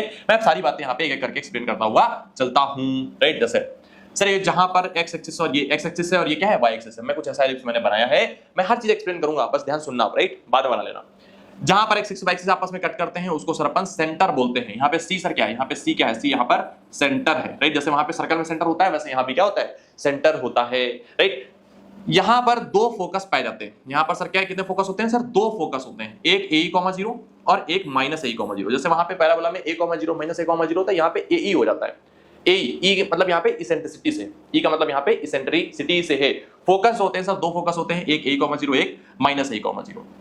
जो इसके वर्टेक्स होते हैं वो भी सर 2 होते हैं। वर्टेक्स मतलब जहां पर कर्व एक्सिस को अपनी एक्सिस को कट कर रहा होता है, राइट। तो यहाँ पे कट कर रहा है, इसके सर वर्टेक्स भी 2 हैं, a, 0 और -a, 0, राइट। दूसरी बात है सर, ये ऊपर भी y एक्सिस को कट कर रहा है, राइट। तो जहां जहां कट कर रहा है उसके कोऑर्डिनेट है 0, b और -0, मतलब b डिस्टेंस है और -b डिस्टेंस ऑफ कोर्स नीचे जा रहा है तो नेगेटिव में चलेंगे इसलिए, राइट। इसके अलावा सर इसका कोई जनरल पॉइंट अगर अपन p मान लें कि p x, y है, राइट। तो यहां से तुम्हें बहुत ध्यान सुनना है, बहुत ध्यान सुनना है।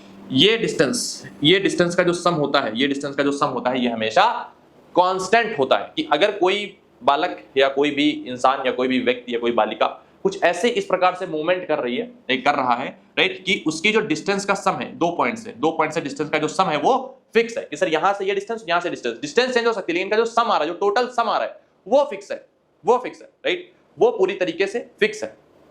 तो सर ये जो भी आकृति बनती है, जो भी शेप बनता है, ये एलिप्स होता है, राइट। जैसे हमारी जो धरती है, जो हमारी अर्थ है, ये जो सन के अराउंड चक्कर काट रही है, तो सन क्या है, इस तरह इलिप्टिकल वे में कर रही है, चक्कर काट रही है, और सन क्या एक फोकस पर है, बस आपको ऐसा समझना है, राइट। दूसरी बात है सर, यहाँ पे देखो डायरेक्ट्रिक्स की करी गई है, सर हमारी डायरेक्ट्रिक्स है, डायरेक्ट्रिक्स यहाँ पे भी 2 होंगी, फोकस अगर 2 है तो डायरेक्ट्रिक्स भी हमारी 2 होंगी, राइट। डायरेक्ट्रिक्स का इक्वेशन आपको ध्यान रखना है, x equal to minus a by e, इधर नेगेटिव वाला, और पॉजिटिव वाला क्या होगा, x equal to a by e, right. इतनी ही बातें आपको याद रखने लायक है यहाँ पर, बाकी सारी बातें यहाँ पे इतनी कोई ज्यादा कठिन है ऐसी नहीं है, राइट। अब मैं आपको फटाफट एक चीज बताता हूँ कि सर इनका जो डायरेक्ट्रिक्स का जो सम होता है, यानी कि PS डैश ये लेंथ और प्लस PS ये बराबर होती है, सर किसके बराबर होती है, किसके बराबर होती है। अब मैं यहाँ पे 2 वर्ड यूज करने जा रहा हूँ, एक वर्ड है मेजर एक्सिस, एक वर्ड है माइनर एक्सिस। मेजर एक्सिस का मतलब है जो दिखने में बड़ी हो, सर दिखने में कौन सी बड़ी, सर ये वाली बड़ी, तो इसको क्या बोलेंगे सर, मेजर एक्सिस है। ये क्या है सर, मेजर एक्सिस। और छोटी कौन सी है सर, ये वाली छोटी है, तो ये क्या है सर, माइनर एक्सिस है।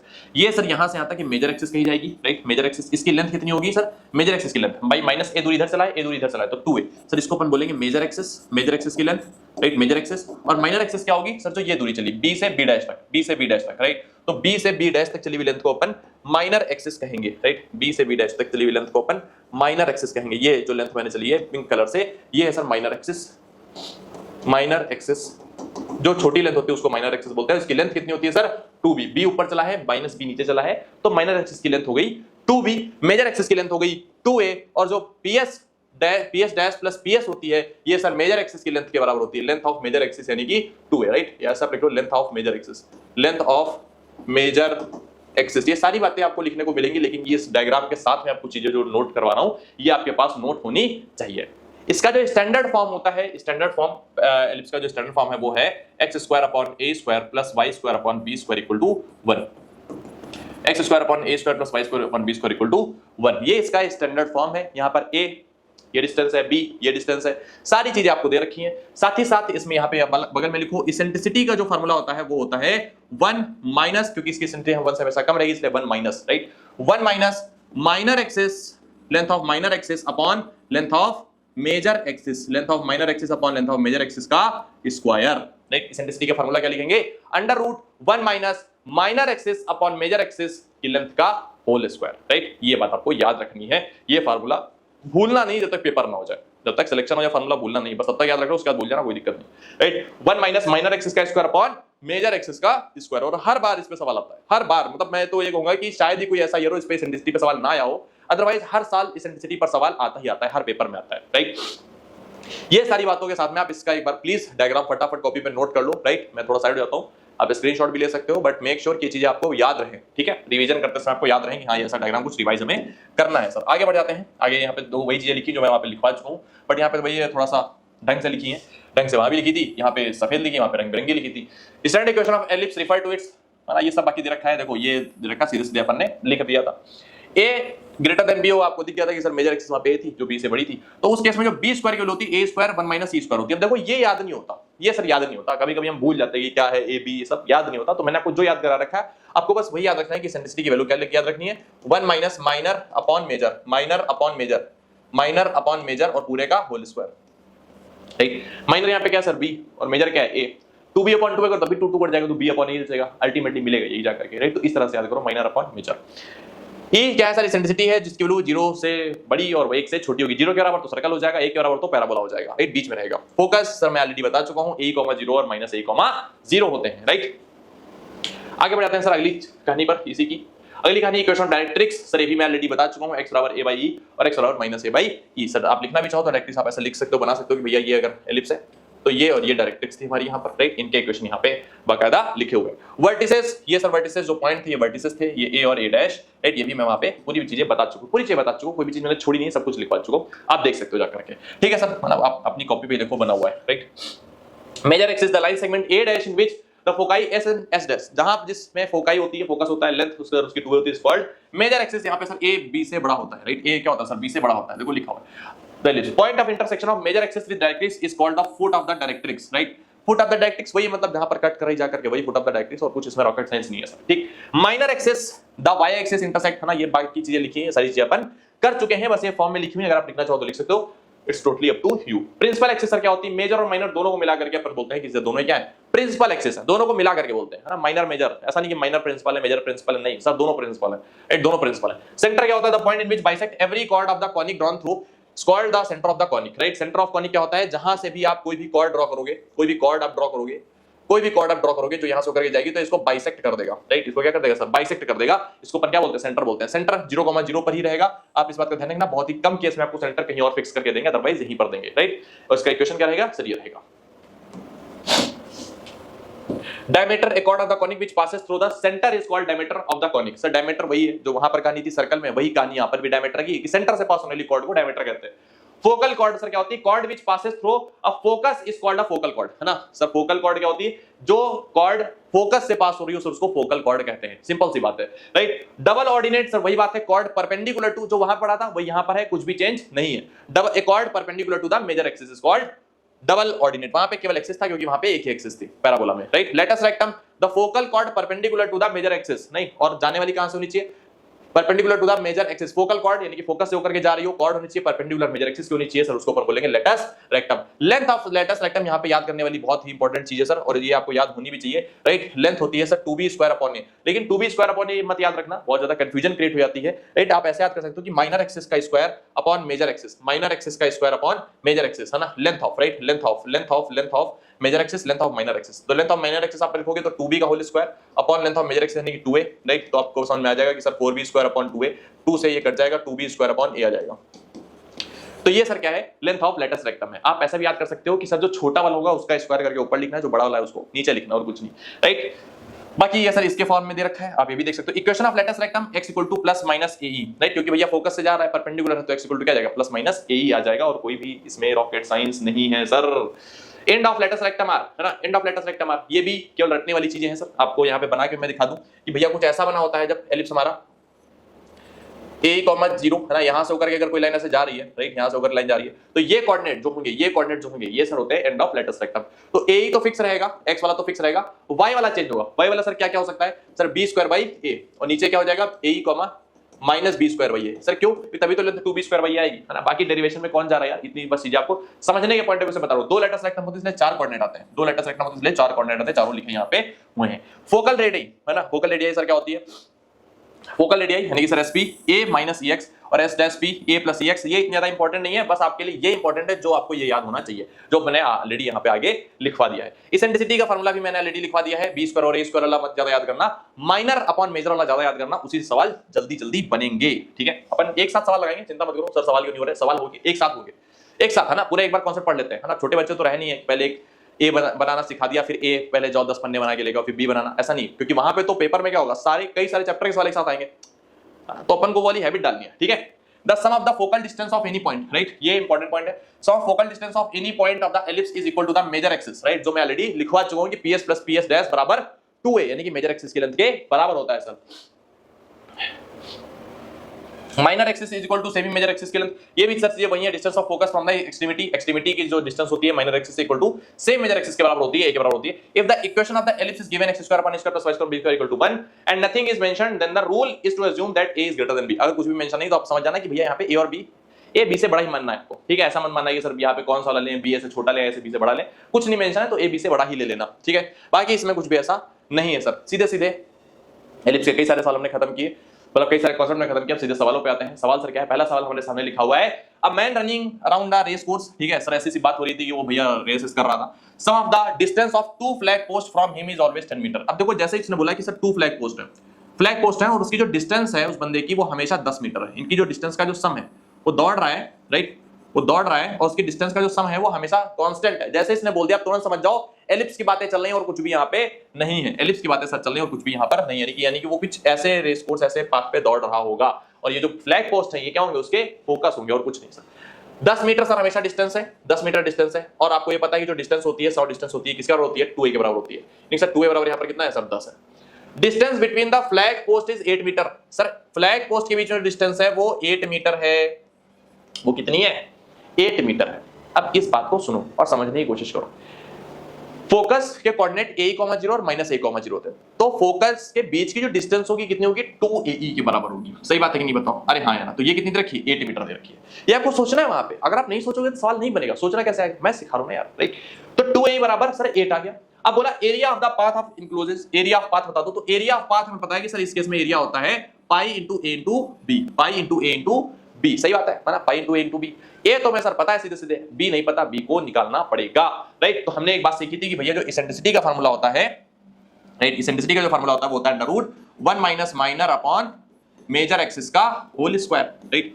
अब यहाँ पे माइनर की जगह पे एक छोटा कौन है सर, बी छोटा है तो बी को लिख लेते हैं, बी अपॉन ए का whole square 1 minus, right, under root बराबर ई, दोनों तरफ स्क्वायर कर देंगे, हो जाएगा ई स्क्वायर बराबर 1 माइनस बी स्क्वायर अपॉन ए स्क्वायर।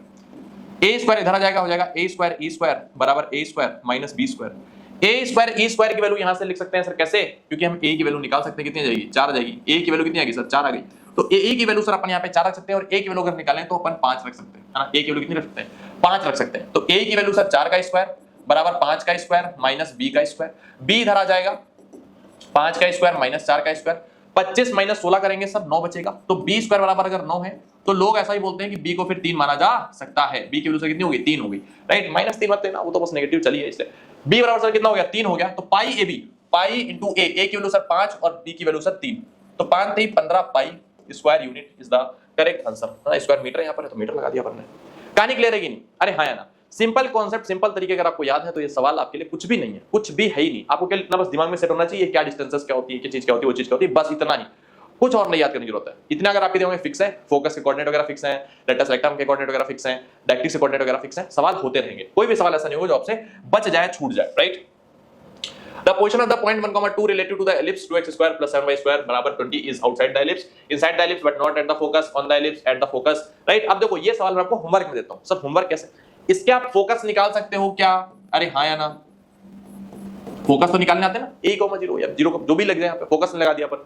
फोकस के बाद में सर अगर फोकस 1, 2 के बराबर है यानी कि फोकस पर है पॉइंट, अगर सर ऐसा नहीं है एलिप्स पर है तो इसको सेटिस्फाई करेगा सर, है ना, सेटिस्फाई करेगा। Inside the ellipse but not at the focus, outside the ellipse. अब ये जो चीजें हैं, ये तीनों चीजें मैं आपको करके बताता हूं कैसे होंगी। एट द फोकस वाला केस आप पर छोड़ रहा हूं कि फोकस आप निकाल के देखो फोकस के बराबर तो नहीं आ रहा है, बट इन तीनों केसेस में अगर कल को आपसे कोई बोले कि कोई पॉइंट है ये एलिप्स के बाहर है तो क्या कंडीशन होगी, एलिप्स के अंदर है तो क्या कंडीशन होगी, और एलिप्स के अगर ऊपर है, लाई कर रहा है एलिप्स के, तो क्या कंडीशन होगी। तीनों कंडीशन को एक बार में फटाफट बताता हूं, अप्रोच लिख पा रहा हूं, लिख भी लेना।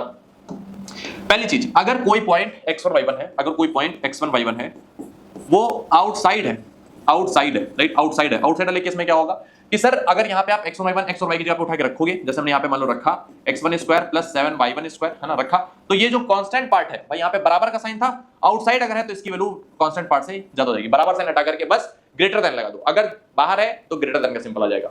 अगर ऑन द एलिप्स है, अगर ऑन द एलिप्स है कि सर एलिप्स पे ही बैठा हुआ है, ऑन द एलिप्स है, तो सर क्या होगा, तो फिर वही कंडीशन रहेगी कि 2x 7y1 square equal to 20, तो सर बराबर वाला केस ही चलेगा। और अगर इनसाइड है बेटा, तो जो पॉइंट है वो रखने पर पूरी कहानी लेस देन हो जाएगी कांस्टेंट पार्ट। मतलब जहां इक्वल दिख रहा था बस वहां पर आपको लेस देन, ग्रेटर देन और इक्वल टू का साइन यूज करना है। ग्रेटर देन कब लगा देना है, जब आउटसाइड की बात चल रही हो, या ऑन द एलिप्स पे इक्वल ही रहेगा और इनसाइड पे लेस देन हो जाएगा। जैसे इस केस में अपन चेक भी कर लेते हैं, जैसे 1,2 यहां पे उठा करके अपन सेटिस्फाई करते हैं, राइट। तो 1,2 उठा के रखेंगे तो 1 का स्क्वायर प्लस 2 रखेंगे y की जगह पे, तो 2 का स्क्वायर, दोनों को निकालेंगे 2 into 1 2 आ जाएगा, प्लस 2 का स्क्वायर 4 7 जा 28 प्लस 2 करेंगे तो आ जाएगा 30। सर 30 जो आ रहा है ये 20 से बड़ा है या छोटा है या बराबर है, तो आप बोलोगे सर 30 जो है ये 20 से बड़ा है, यानी कि ये जो वैल्यू आई है 20 से बड़ी आ गई। अगर ये बड़ी आ गई तो सर क्या है, आउटसाइड द एलिप्स है, यानी कि यहाँ पे आपको फोकस निकालने की जरूरत भी नहीं थी, आप सीधे इतना चेक करते, आंसर टिक करके आगे भाग जाते। एनडी 217 सेकंड का सवाल है, कहानी क्लियर। आउटसाइड इनसाइड वाले सवाल को ऐसे ही करा जाता है, इसमें कोई रॉकेट साइंस नहीं होती है, ठीक है साहब। आगे बढ़ जाते हैं अगली चीज पर। If the angles between the line joining the end point of 2019 second में आया हुआ सवाल। अब इस सवाल के माध्यम से मैं आपको एक चीज और समझाऊंगा कि जो भैया आपको बहुत ज्यादा समझने की जरूरत है, कि क्यों मैं बोला करता हूं कि previous year questions are the best resources, right. उसके अलावा कुछ पढ़ने की जरूरत है, इतना समय भी आपके पास नहीं है। If the angle between the line joining the end point of minor axis of the ellipse, sir इसकी मान लेते हैं, है ना, फटाफट अगर आपको आपने अगर ये डायग्राम बनाना सीख लिया ना तो सवाल आपके सारे खत्म, राइट, सवाल खत्म। क्या बोला है कि sir if the angle between the line joining the end point of minor axis के end point को join करने वाली लाइन के बीच में angle with one of its foci, sir इनकी एक फोकस है ना, तो एक फोकस कोई भी अपन ले लेते हैं, इसको मिला रही है जो लाइन, ये 90 डिग्री है सर। ये कितना है सर? ये 90 डिग्री है ना, दे रखा है इस pi by 2। Then what is the eccentricity of the ellipse? तो सर इसेंट्रिसिटी ऑफ एलिप्स क्या होगी? अब देखो यहाँ पे सवाल में जितना देखने में कठिन उतना ही सरल है, मतलब ये इसमें है कुछ नहीं, करके इसने डायग्राम बना लिया। तो आपको पता है कि सर ये डिस्टेंस और ये डिस्टेंस सेम होती है भाई, ऊपर भी बी नीचे भी बी, तो इनके द्वारा जो एंगल बनेगा ये भी सेम होगा सर, एक ही पॉइंट पर बन रहा है, तो ये दोनों एंगल सेम होंगे। पूरा एंगल अगर 90 था तो ये सर 45 हो जाएगा। अरे हाँ या ना, 45 हो गया। और अगर 45 हो गया सर, हमें पता है सेंटर पे ये 90 तो बन ही रहा होता है, केवल इस छोटे वाले ट्रायंगल को, ऊपर वाले ट्रायंगल को देखना, ये 90 है, 45 है, तो ये भी कितना हो गया सर? ये भी 45 हो गया फिर तो। हाँ यार, ये भी 45 हो गया। अब दोनों अगर 45 हो गए तो ये साइड और ये साइड बराबर हो गई। हाँ सर, ये साइड बराबर हो गई। ये साइड कितनी थी सर? ये तो बी थी। अगर एलिप्स को देखा जाए तो ये तो बी होती है ना, ये तो भाई दूरी चली हुई बी होती है, तो ये तो सर बी है, मतलब माइनर एक्सिस की लेंथ, माइनर एक्सिस का आधी लेंथ है, बी है। और ये दूरी सर कितनी होती है? सर सेंटर से फोकस तक की दूरी कितनी होती है सर? ये तो फोकस था ना, ये तो क्या था सर? ये तो फोकस था। तो सेंटर से फोकस तक की दूरी सर, सेंटर से फोकस तक की दूरी AE होती है, राइट? AE होती है, राइट? अभी हमने सीखा था कि सर फोकस कोऑर्डिनेट AE, 0 थे, तो सेंटर से फोकस तक की दूरी AE होती है, यानी कि B और AE दोनों क्या है? बराबर है। जैसे ही आपने ये बात लिखी, सवाल खत्म है। आपसे क्या बोला जा रहा है कि इसेंट्रिसिटी बताओ। यहाँ पे आपको पता चल चुका है कि B बराबर क्या है? AE है। इसेंट्रिसिटी का फार्मूला भैया आपको लगाना है 1 minus minor axis upon major, minor sir यहाँ पे B है अपॉन मेजर A है, पूरे का स्क्वायर। B बराबर सर क्या चल रहा है? AE चल रहा है, तो B की वैल्यू AE उठा के रख दो यहाँ पे। जैसे आप रखोगे AE upon AE, sorry AE upon A, नीचे AE लिखा हुआ था, राइट? स्क्वायर A से A उड़ जाएगा, अंदर क्या बचेगा? E under root 1 minus E square, दो तरफ अंडर रूट उठाएंगे तो इधर स्क्वायर चढ़ जाएगा, ये हो जाएगा E स्क्वायर बराबर 1 minus E square. E square अगर इधर जाएगा तो E स्क्वायर 2E स्क्वायर हो जाएगा बराबर 1, यानी कि सर अगर आप E स्क्वायर की वैल्यू निकालेंगे तो 1/2 आ जाएगी, और E की वैल्यू अगर निकालेंगे तो 1/√2 आ जाएगी। प्लस माइनस दोनों नहीं आएगी, क्यों? क्योंकि सर इसेंट्रिसिटी की वैल्यू कभी भी नेगेटिव नहीं होती है। E की वैल्यू 1/√2 आ गई, सीधे सीधे अपन ने B पार्ट टिक किया, आगे बढ़ गए। सवाल कठिन नहीं था, सवाल में बस कॉन्सेप्ट अच्छा है, अगर ये पता है तभी हो पाएगा। अदरवाइज रटवाने वाले तो बहुत चीज रटवाते हैं कि ऐसे रट लो वैसे रट लो। अब इसके लिए मैं रटवा दूंगी 90 डिग्री तो रट लो 1/√2 होगा, हर बार थोड़ी वो केस लगेगा यार, हर बार थोड़ी वो केस लगने वाला है, तो समस्या हो सकती है अगर आप इस तरह की चीजें खेलते हो तो। ठीक है, आगे बढ़ जाते हैं। अब देखो इस सवाल को देखो और अगला सवाल देखो, 2024 फर्स्ट में, 2019 सेकंड का सवाल और 2024 फर्स्ट का सवाल देखो आप।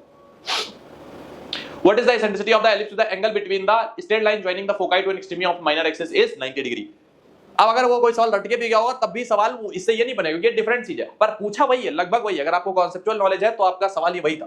2024 फर्स्ट में और 2019 सेकंड का सवाल देखो, लगभग सेम सवाल। What is the eccentricity of the ellipse with the angle between the straight line joining the foci to an extremity, right? ये सर क्या है?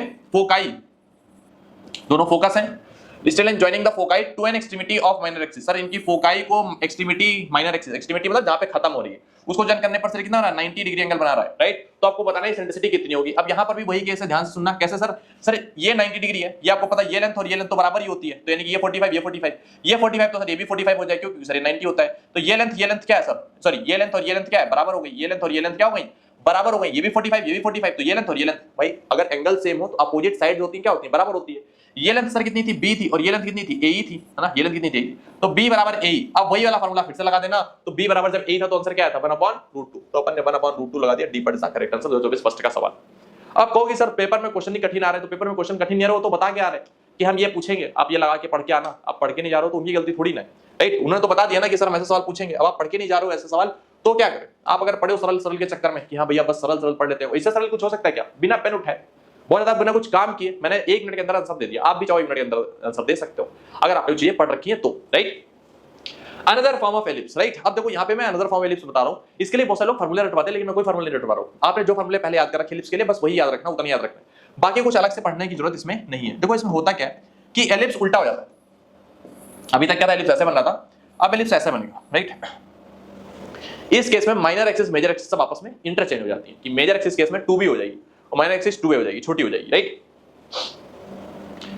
इक्वेशन आपको सेम डिक्टो बनाना है, इक्वेशन में कोई भी कलाकारी नहीं करनी है, राइट? इक्वेशन सेम डिक्टो रहेगा, बस यहाँ पे ये बात आपको ध्यान रखनी है कि b is greater then a हो जाता है, b जो होता है वो a से बड़ा हो जाता है, और कोई भी यहाँ पे इंटरचेंज नहीं होता सर, और कुछ भी नहीं, है ना? अब आपको फार्मूले कैसे याद रखने?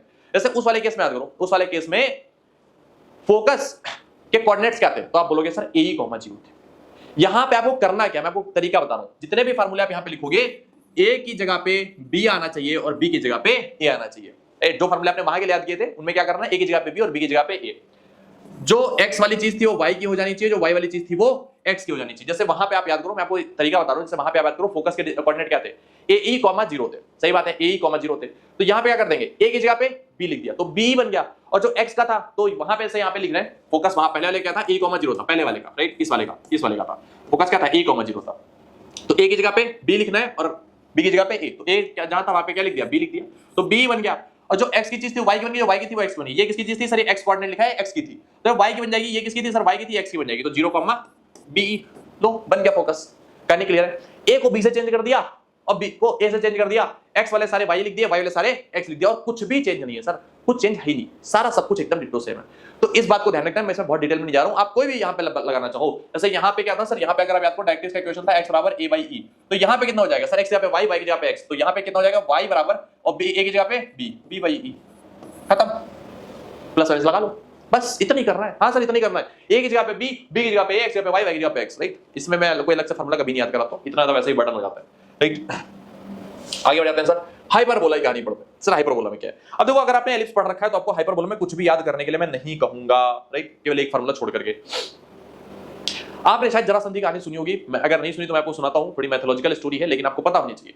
जरासंध, ऐसा माना जाता है कि उसके अत्याचार काफी बढ़ गए, तो कृष्ण जी ने बोला कि इसका वध तो करना पड़ेगा। तो जरासंध जब हुआ नहीं था तो उनके जो पिताजी थे उन्होंने बोला कि कई काफी सारे लोगों की पूजा करी कि भैया हमारे यहाँ पुत्र रत्न की प्राप्ति हो, ऐसा कुछ जो हमारा वंशज आगे बढ़ाए। तो एक महात्मा थे, उन्होंने खुश होकर के उन्हें एक फल दिया, बोला कि आप एक फल ये खिला दो, उससे क्या होगा, आपको पुत्र रत्न मिलेगा, है ना, ऐसा उन्होंने बोला। लेकिन महारानी ने क्या किया, उन्होंने फल पूरा नहीं खाया, उन्होंने उसको आधा काट के खा लिया। तो जब आधा काट के खा लिया तो जब जरासंध हुआ तो वो आधा था बीच से, राइट, वो आधा था, राइट, वो सर कुछ ऐसा आधा था, वो कुछ आधा % था, इस तरह से, राइट। जब वो हुआ तो फिर रोई धोई कि ये कैसे हो गया, तब उन्होंने बोला कि ऐसा करो, इसको आमने सामने रखो तो क्या हो जाएगा, जुड़ जाया करेगा। तो उन्होंने कहा अच्छा ठीक है, आमने सामने रखा, वो क्या हो गया, जुड़ गया सर। तो ये उसको वरदान दे दिया कि जब भी इसे कोई ऐसा अलग करेगा, इस तरह से होगा, वो तुरंत अपने आप जुड़ जाया करेगा। अब जब कृष्ण जी ने उसका वध करने की सोची तो मल्ल युद्ध हुआ, है मल्ल युद्ध मतलब जो कुश्ती होती है।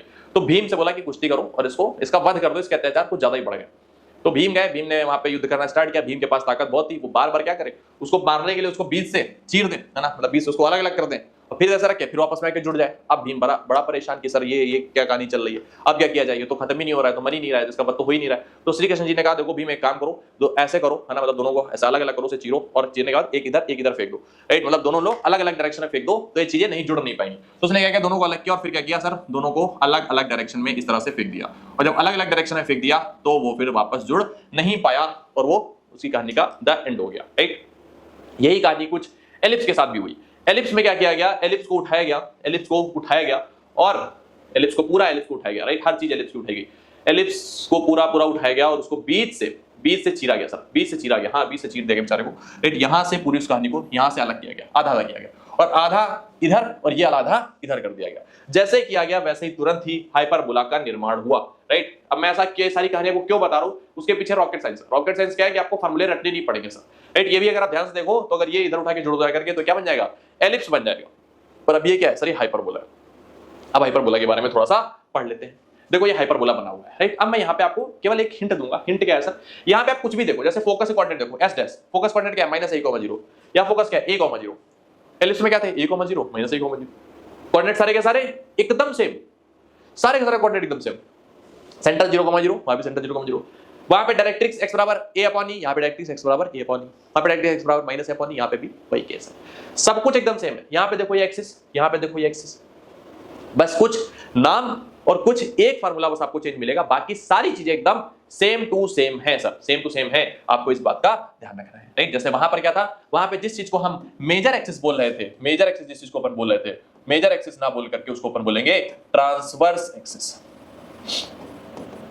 ट्रांसवर्स एक्सिस, मेजर एक्सिस ना बोल करके क्या बोलेंगे, ट्रांसवर्स एक्सिस। और जिसको माइनर बोल रहे थे उसको अपन बोलेंगे conjugate axis, conjugate axis, conjugate axis. Sir वहां पे फार्मूला, स्टैंडर्ड फार्मूला क्या था, x² / a² + y² + b² = 1। यहां पर क्या बन जाता है, x² / a² - y² / b² = 1, right. यहां पे सर एक बीच में माइनस साइन रहता है, बीच में क्या साइन होता है, माइनस साइन होता है। अगर बीच में माइनस साइन आप समझ जाओ कि हाइपरबोला की कहानी चल रही है। अगर बीच में माइनस साइन आप समझ जाओ किसकी, हाइपरबोला की कहानी चल रही है, बीच में क्या आता है सर, माइनस साइन आता है। माइनस साइन किसके पास में आता है, जो कॉन्जुगेट एक्सिस होती है, जो क्या होती है, कॉन्जुगेट एक्सिस होती है। माइनस साइन किसके पास में होता है, माइनस साइन कॉन्जुगेट एक्सिस के पास होता है, कॉन्जुगेट एक्सिस के पास होता है। ये लाइन बड़ी इंपॉर्टेंट है, आपको लिखनी है, राइट, पास होता है, क्योंकि अभी इस पे सवाल बनेंगे तो आपको समझ में आएगा सर कितनी इंपॉर्टेंट है, सर ने लिखवा के छोड़ दी, right. Minus sign conjugate axis के पास होता है। बाकी सारा डायग्राम बना हुआ है, आपकी इच्छा है आप बना सकते हो, बिल्कुल बना सकते हो सर, सारी चीजें सेम एकदम, कुछ भी यहाँ पे अलग चेंज नहीं है। ई मतलब इसेंट्रिसिटी वही, सी मतलब सेंटर वही, वर्टेक्स ए डैश सब कुछ वही है, राइट। स्टैंडर्ड इक्वेशन होता है हाइपरबोला, देखो सामने लिखा हुआ है सर, आपको लिखना भी है x square upon a square minus y square upon b square equal to 1, b square a square, ये सारी चीजें आप इग्नोर मार सकते हो, लेकिन इसको इग्नोर नहीं मानना है बिल्कुल भी। इसेंट्रिसिटी का फार्मूला यहां पे आपको जो याद रखना है वो याद रखना है, कॉन्जुगेट एक्सिस अपॉन ट्रांसवर्स। वहां पे क्या था, माइनर अपॉन मेजर, तो माइनर यहां पे कॉन्जुगेट, मेजर यहां पे ट्रांसवर्स, तो e स्क्वायर बराबर 1 प्लस, तो e की वैल्यू अगर आप सीधे लिखना चाहो तो लिख दो अंडर रूट 1 प्लस, एक से बड़ी होती है कॉन्जुगेट अपॉन ट्रांसवर्स का होल स्क्वायर। ये आपको याद रखना ही रखना है, ये नहीं याद है तो सवाल बन नहीं सकता इसेंट्रिसिटी का। ई की वैल्यू क्या होगी, under root 1 plus conjugate upon transverse का whole square, right. Conjugate axis को कैसे पहचानेंगे, जिसके पास माइनस साइन है, जिसके पास क्या है सर, माइनस साइन, उसको कॉन्जुगेट एक्सिस की तरह ट्रीट करेंगे हम, राइट। जैसे यहां पे आते हैं फोकाई, अब फटाफट इनको देख लेते हैं एक बार। वैसे सारी चीजें अपन लिखवा चुके हैं, फोकस क्या है, इक्वेशन ऑफ डायरेक्ट्रिक्स, सर वही सारी चीजें हैं जो अपन आगे कर चुके हैं। अगर तुम लिखना चाहो तो लिख सकते हो, it's totally up to you. Transverse axis, conjugate axis लिखवा चुके हैं, दोनों को मिलाकर के प्रिंसिपल एक्सिस बोलते हैं, राइट, दोनों प्रिंसिपल एक्सिस कही जाती है। फोकल डिस्टेंस प्रॉपर्टी ये थोड़ी यहां पे अलग है, जैसे वहां पर क्या था, पीएस प्लस पीएस डैश जो था वो 2a के बराबर था, यहां पर ये कहानी नहीं है, यहां पर क्या है, यहां पर उनका जो डिफरेंस है, पीएस और पीएस डैश का जो डिफरेंस है, जो डिफरेंस है वो 2a के बराबर है, वो 2a के बराबर है, राइट। इस बात का ध्यान, जो डिफरेंस होता है, ये स्टेटमेंट आ चुका सीधे से, अगर डिफरेंस बराबर है तो सर क्या, डिफरेंस अगर कांस्टेंट है तो कौन सी आकृति बनेगी, तो आपको याद रखना हाइपरबोला बनेगी, राइट, हाइपरबोला बनेगी। डिफरेंस यहाँ पे कांस्टेंट होता है। फोकल डिस्टेंस और वही सारी कहानी है, इसमें कुछ भी रॉकेट साइंस नहीं है, नहीं मैं यहाँ पे और कोई चीजें करवा रहा हूँ। कॉन्जुगेट हाइपरबोला की बात करते हैं, सर वही कहानी है अभी तक जो हाइपरबोला बना हुआ था, राइट। मैं थोड़ा फास्ट इसलिए चल रहा हूं क्योंकि ये ज्यादा चीजें आपके लिए बहुत इंपॉर्टेंट नहीं है, राइट। जैसे सोचा जाए कि सर बहुत इंपॉर्टेंट, बहुत डिटेल में पढ़ाई है, ये सर क्या पढ़ा था हमने, जो भी हाइपरबोला पढ़ा था। कॉन्जुगेट हाइपरबोला क्या होता है, बस इसको उल्टा कर दो थोड़ा सा, है ना, उल्टा थोड़ा सा नहीं, पूरा पूरा उल्टा करना होता है, ये ऐसा बना दिया, राइट, ऐसा बना दिया, ये सर कॉन्जुगेट हाइपरबोला होता है। अब कॉन्जुगेट हाइपरबोला में आपको याद रखना है कुछ और नहीं बल्कि वही काम जो मैंने पहले बताया था, x को y से चेंज करना है और y को x से चेंज करना है, a को b से चेंज करना है और b को a से चेंज करना है, बस इतने ही काम याद रखना है। जितनी चीज आपने इसके लिए याद करी थी उतनी चीजें यहां पर सारी फिट बैठ जाएंगी, कुछ भी यहां पे डरना घबराना नहीं, कुछ नहीं करना साहब, कोई डरने घबराने की बात नहीं है, ठीक है। बाकी क्वेश्चन आपके सामने लिखा हुआ है। कॉन्जुगेट हाइपरबोला ये थोड़ा सा आप पढ़ लो एक बार, है ना सर, ये रिमार्क्स हैं, कुछ पॉइंट्स हैं, राइट। अगर E1 and E2 are the eccentricities of the hyperbola and its conjugate, then E1 का 1 अपॉन E1 स्क्वायर और 1 अपॉन E2 का स्क्वायर इक्वल टू 1 के बराबर होता है। Foci of the hyperbola and its conjugate are concyclic and form the vertices of square, की जो foci होती हैं किसी भी हाइपरबोला उसके कॉन्जुगेट की, वो कॉनसाइक्लिक होती है। कॉनसाइक्लिक मतलब कि अगर इनकी जो फोकाई होंगी ये एक, अगर इनको सबको मिलाया जाए आपस में तो एक स्क्वायर बना लेगी। कॉनसाइक्लिक मतलब एक सर्कल वाला ऐसा बनेगा क्वाड्रेटल, राइट, कॉनसाइक्लिक बनेगा और वर्टेक्स इसके स्क्वायर बना रहे होंगे। ये वैसे बहुत ही थोड़ा एडवांस लेवल की चीज हो गई, बट फिर भी आपके दिमाग में बैठ जाएगी तो अच्छी बात है, ये तो कोई दिक्कत की बात नहीं है, छोड़ सकते हो। Two hyperbola said to be similar if they have the same eccentricity, sir same अगर इसेंट्रिसिटी है तो हाइपरबोला को सिमिलर कहा जाता है। पैराबोला सिमिलर कब होता है, लेटस रेक्टम की लेंथ जब सेम हो, इक्वल तब कहा जाता है, राइट।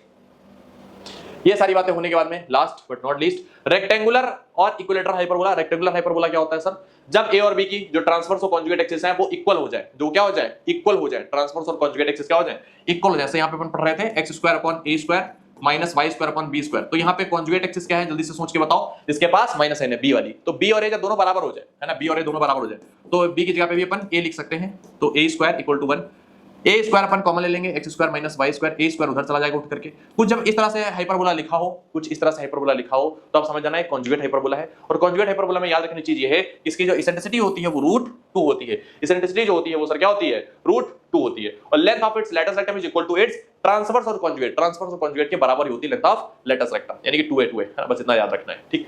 अब आते हैं सीधे सवालों पर ना, कॉन्सेप्ट हमने सीख लिया, अप्रोच हमने सीख लिया, लेकिन अगर सवाल नहीं सीखे तो कोई मतलब नहीं रह जाएगा सारी चीजों को, तो सवाल सीखते हैं सर, है ना, सवाल की अप्रोच समझते हैं। अब देखो सवाल हमारे सामने लिखा हुआ है x square upon cos square theta minus y square upon sin square theta equal to 1। अब बोला गया sir two foci independent of theta, मैंने कहा ठीक है सर देखते हैं। इसेंट्रिसिटी सेक थीटा ये भी देखते हैं, डिस्टेंस बिटवीन द फोकाईज 2 यूनिट से भी देखते हैं। हमें पता है कि अगर सर हम यहां पे लिखें हाइपरबोला का equation x square upon a square upon y square minus b square equal to 1, तो जो इस फोकाई है, फोकाई के जो कोऑर्डिनेट्स होते हैं वो होते हैं AE, 0, प्लस माइनस भी लगा सकते हो आप, AE, 0, यानी कि सर हमें A और E दोनों पता होने चाहिए, पहली बात। फिर बोला है सर इसेंट्रिसिटी की वैल्यू सेक थीटा, यानी कि इसेंट्रिसिटी भी निकालनी है, इसेंट्रिसिटी क्या होगी ये भी निकालनी है। फिर बोला कि sir distance between the two foci, तो दो फोकस के बीच डिस्टेंस कितनी होती है, एलिप्स वाले केस याद करो, हाइपरबोला के एलिप्स याद नहीं याद करना, एलिप्स वाला याद करो कितना था 2AE, राइट। तो सर 2AE की वैल्यू हमें इसमें निकालनी है। तो मोटा मोटा में समझ में आ रहा है कि सर हर जगह ई की नीड है, तो पहले ई को निकालते हैं, सेंसिटिविटी निकालते हैं, राइट। अगर हम इससे कंपैरिजन करेंगे तो ए की वैल्यू कितनी आ जाएगी सर cos थीटा, और बी की वैल्यू कितनी आ जाएगी सर sin थीटा। यहाँ पे कॉन्जुगेट एक्सिस कौन सी, जिसके पास माइनस साइन होता है, माइनस इसके पास साइन वाले के पास, तो कॉन्जुगेट एक्सिस क्या है, बी sin थीटा, है ना। इसेंट्रिसिटी का फार्मूला आएंगे √1 प्लस कॉन्जुगेट एक्सिस का स्क्वायर यानी कि sir sin square theta upon transverse यानी कि सर cos स्क्वायर थीटा, लगाएंगे sir sin square theta upon cos square theta, ये cos स्क्वायर थीटा इधर मल्टीप्लाई होगा तो cos square theta plus sin square theta यानी कि सर इसेंट्रिसिटी की वैल्यू आ जाएगी 1 अपॉन cos स्क्वायर थीटा, है ना सर। ये cos स्क्वायर थीटा इधर जाएगा तो जुड़ करके 1 हो जाएगा। ये अल्टीमेटली आप निकालोगे तो e की value 1 upon cos square theta sec square theta यानी कि e की वैल्यू आ जाएगी sec थीटा, प्लस माइनस नहीं आएगा बच्चा, प्लस ही की आएगी, है ना, क्योंकि सर इसेंट्रिसिटी हमेशा पॉजिटिव होती है, राइट। e की वैल्यू क्या आ गई sec थीटा आ गई, यानी कि सर सेकंड स्टेटमेंट एकदम करेक्ट है। Two foci independent of theta, foci निकालते हैं सर ए निकालना पड़ेगा, ए इंटू ई अगर निकालेंगे, ए की वैल्यू सर cos थीटा और ई की वैल्यू sec थीटा, तो सर ए की वैल्यू सर हमारी आ गई 1। अब अगर अपन फोकाई निकालें तो फोकाई हमारी आ जाएगी प्लस माइनस 1,0। क्या इसमें कहीं थीटा दिख रहा है, नहीं सर इसमें थीटा नहीं दिख रहा है, ये क्या है, इंडिपेंडेंट है थीटा से, यानी कि ये भी स्टेटमेंट एकदम करेक्ट है। थर्ड स्टेटमेंट की बात करते हैं, distance between the two foci is 2 units. Sir distance जो है फोकाई के बीच की 2 यूनिट है, तो 2ae यही तो डिस्टेंस होती है, a की वैल्यू कितनी है 1 आई है, तो 2 इंटू अगर अपन 1 करेंगे तो आंसर कितना आएगा 2 आ जाएगा, यानी कि हाँ ये भी लाइन एकदम सही है, यानी कि तीनों स्टेटमेंट एकदम करेक्ट है, C part is the correct answer. बस सवाल खत्म। देखने में कठिन सवाल अक्सर अगर कॉन्सेप्ट आते हो तो इजी भी हो जाते हैं, राइट। ये सवाल भी खत्म, आगे बढ़ते हैं सर इस तरह के सवाल। अब देखो सवालों में कुछ यहाँ पे खास दम नहीं है, बस छोटी छोटी अप्रोच है जो आपको पता होनी चाहिए सर, है ना। जैसे इन्होंने बोला equation represent an ellipse if k = 19, तो भैया k = 19 उठा के रखो, अगर रखेंगे तो x स्क्वायर अपॉन 24 में से 19 गया कितना बचेगा सर 5 प्लस y स्क्वायर 19 में 16 बचेगा कितना बचेगा 3 बराबर 2। अगर x स्क्वायर y स्क्वायर के प्लस साइन हो और इनके मल्टीप्लाई में अलग अलग नंबर लिखे हो तो भैया वो एलिप्स ही होता है, बिल्कुल सही बात है। इक्वेशन में प्रेजेंट हाइपरबोला k = 12, अगर k = 12 उठा के रखेंगे सर यहाँ पे इस वाले इक्वेशन में, तो x स्क्वायर 24 में से 12 गया सर 12 बचेगा, प्लस y स्क्वायर 12 में से 16 गया सर माइनस का 4 बचेगा बराबर 2। -4 इस प्लस को माइनस बना देगा, तो मैं सीधे सीधे यहाँ माइनस लगाते रहूंगा। अगर x स्क्वायर y स्क्वायर के नीचे माइनस साइन है, आप समझ जाओ कि भैया हाइपरबोला की बातें चल रही है, तो हाइपरबोला अपन सीधे सीधे लगा देंगे हमारे लिए, है ना। The equation represent a circle if k = 20, sir अगर सर्कल होगा k = 20 होगा, सर यहाँ पे k = अगर अपन 20 रख के देखते हैं सर कितना आएगा, x स्क्वायर अपॉन 24 में से 20 गया बचेगा 4, 20 में 16 क्या बचेगा 4 बराबर 2। x स्क्वायर y स्क्वायर के पीछे प्लस साइन हो, दोनों के जो कोफिशिएंट हो वो सेम हो, है ना, जैसे यहाँ भी 1/4 यहाँ भी 1/4, तो ये क्या होता है सर्कल ये होता है, यानी कि सर तीनों भी सही है, all 3 are the correct statements, right. इतनी बात बस यहाँ पे कर रही थी और कुछ भी यहाँ पर नहीं है सर। 23 सेकंड के इस तरह के सवाल अपन सीधे निपटा सकते हैं। देखो ये सवाल अब इसमें क्या ही बताऊं मैं, e = 0 सर्कल के सही, e = 1 पैराबोला सही, तीनों स्टेटमेंट यहाँ पर करेक्ट है। ऐसे ऐसे सवाल आ रखे हैं जो बिल्कुल बेसिक अंडरस्टैंडिंग आपकी पूछते हैं कि आपको पता भी है कि नहीं कॉनिक सेक्शन होता क्या है। तो इस तरह से हमने जितने भी सवाल अधिकतर हो सकते थे 24 फर्स्ट के भी सारे सवाल हमने कर लिए, 23 सेकंड के भी लगभग सारे सवाल कर लिए, जो कठिन चीजें थी वो हमने सारी निपटा दी आपके लिए। आपको केवल यहाँ पे 5 से 6 साल का बस प्रीवियस ईयर रेफर कर लेना है, 5 से 6 साल के प्रीवियस ईयर क्वेश्चन लगा लेने, ज्यादा नहीं होंगे। आई थिंक मेरी जो बुक में है वो शायद 30 प्लस समथिंग क्वेश्चन ही है, ज्यादा भी नहीं, 50 से कम ही है लगभग, राइट, कॉनिक सेक्शन पूरा मिला करके। तो आप सोचो कि इतने कम सवाल है, बस इन्हीं सवालों को बार बार लगाने, इन्हीं सवालों से बार बार वही क्वेश्चन बनना है, कुछ अलग से आ ही नहीं रहा है, वही बार बार आता चला जा रहा है। जो अलग से आ रहा है वो सबके लिए अलग से आ रहा है, वो कोई नहीं करने वाला, 120 में 120 क्वेश्चन कोई नहीं करने वाला है, राइट। तो आप कैसा लगा सेशन बताना यार मुझे, है ना, कमेंट कर करके। और इसके बाद अपन वेक्टर 3D लेकर के आएंगे, ठीक है, वेक्टर 3D भी इसी तरीके से वन शॉट पूरी खत्म करेंगे। तैयारी अच्छे से करते रहो, सिलेक्शन होता है, बिल्कुल होता है, राइट। इन लेक्चर के माध्यम से हमने पिछले साल डाले थे, उनसे भी सिलेक्शन हुआ, इनसे भी सिलेक्शन पूरी तरीके से होगा। अगर हो कोई भी हेल्प हो सिलेक्शन में आपके तो प्लीज हमें मैसेज करके जरूर बताना, ठीक है। तब तक के लिए जय Hind, thank you so much.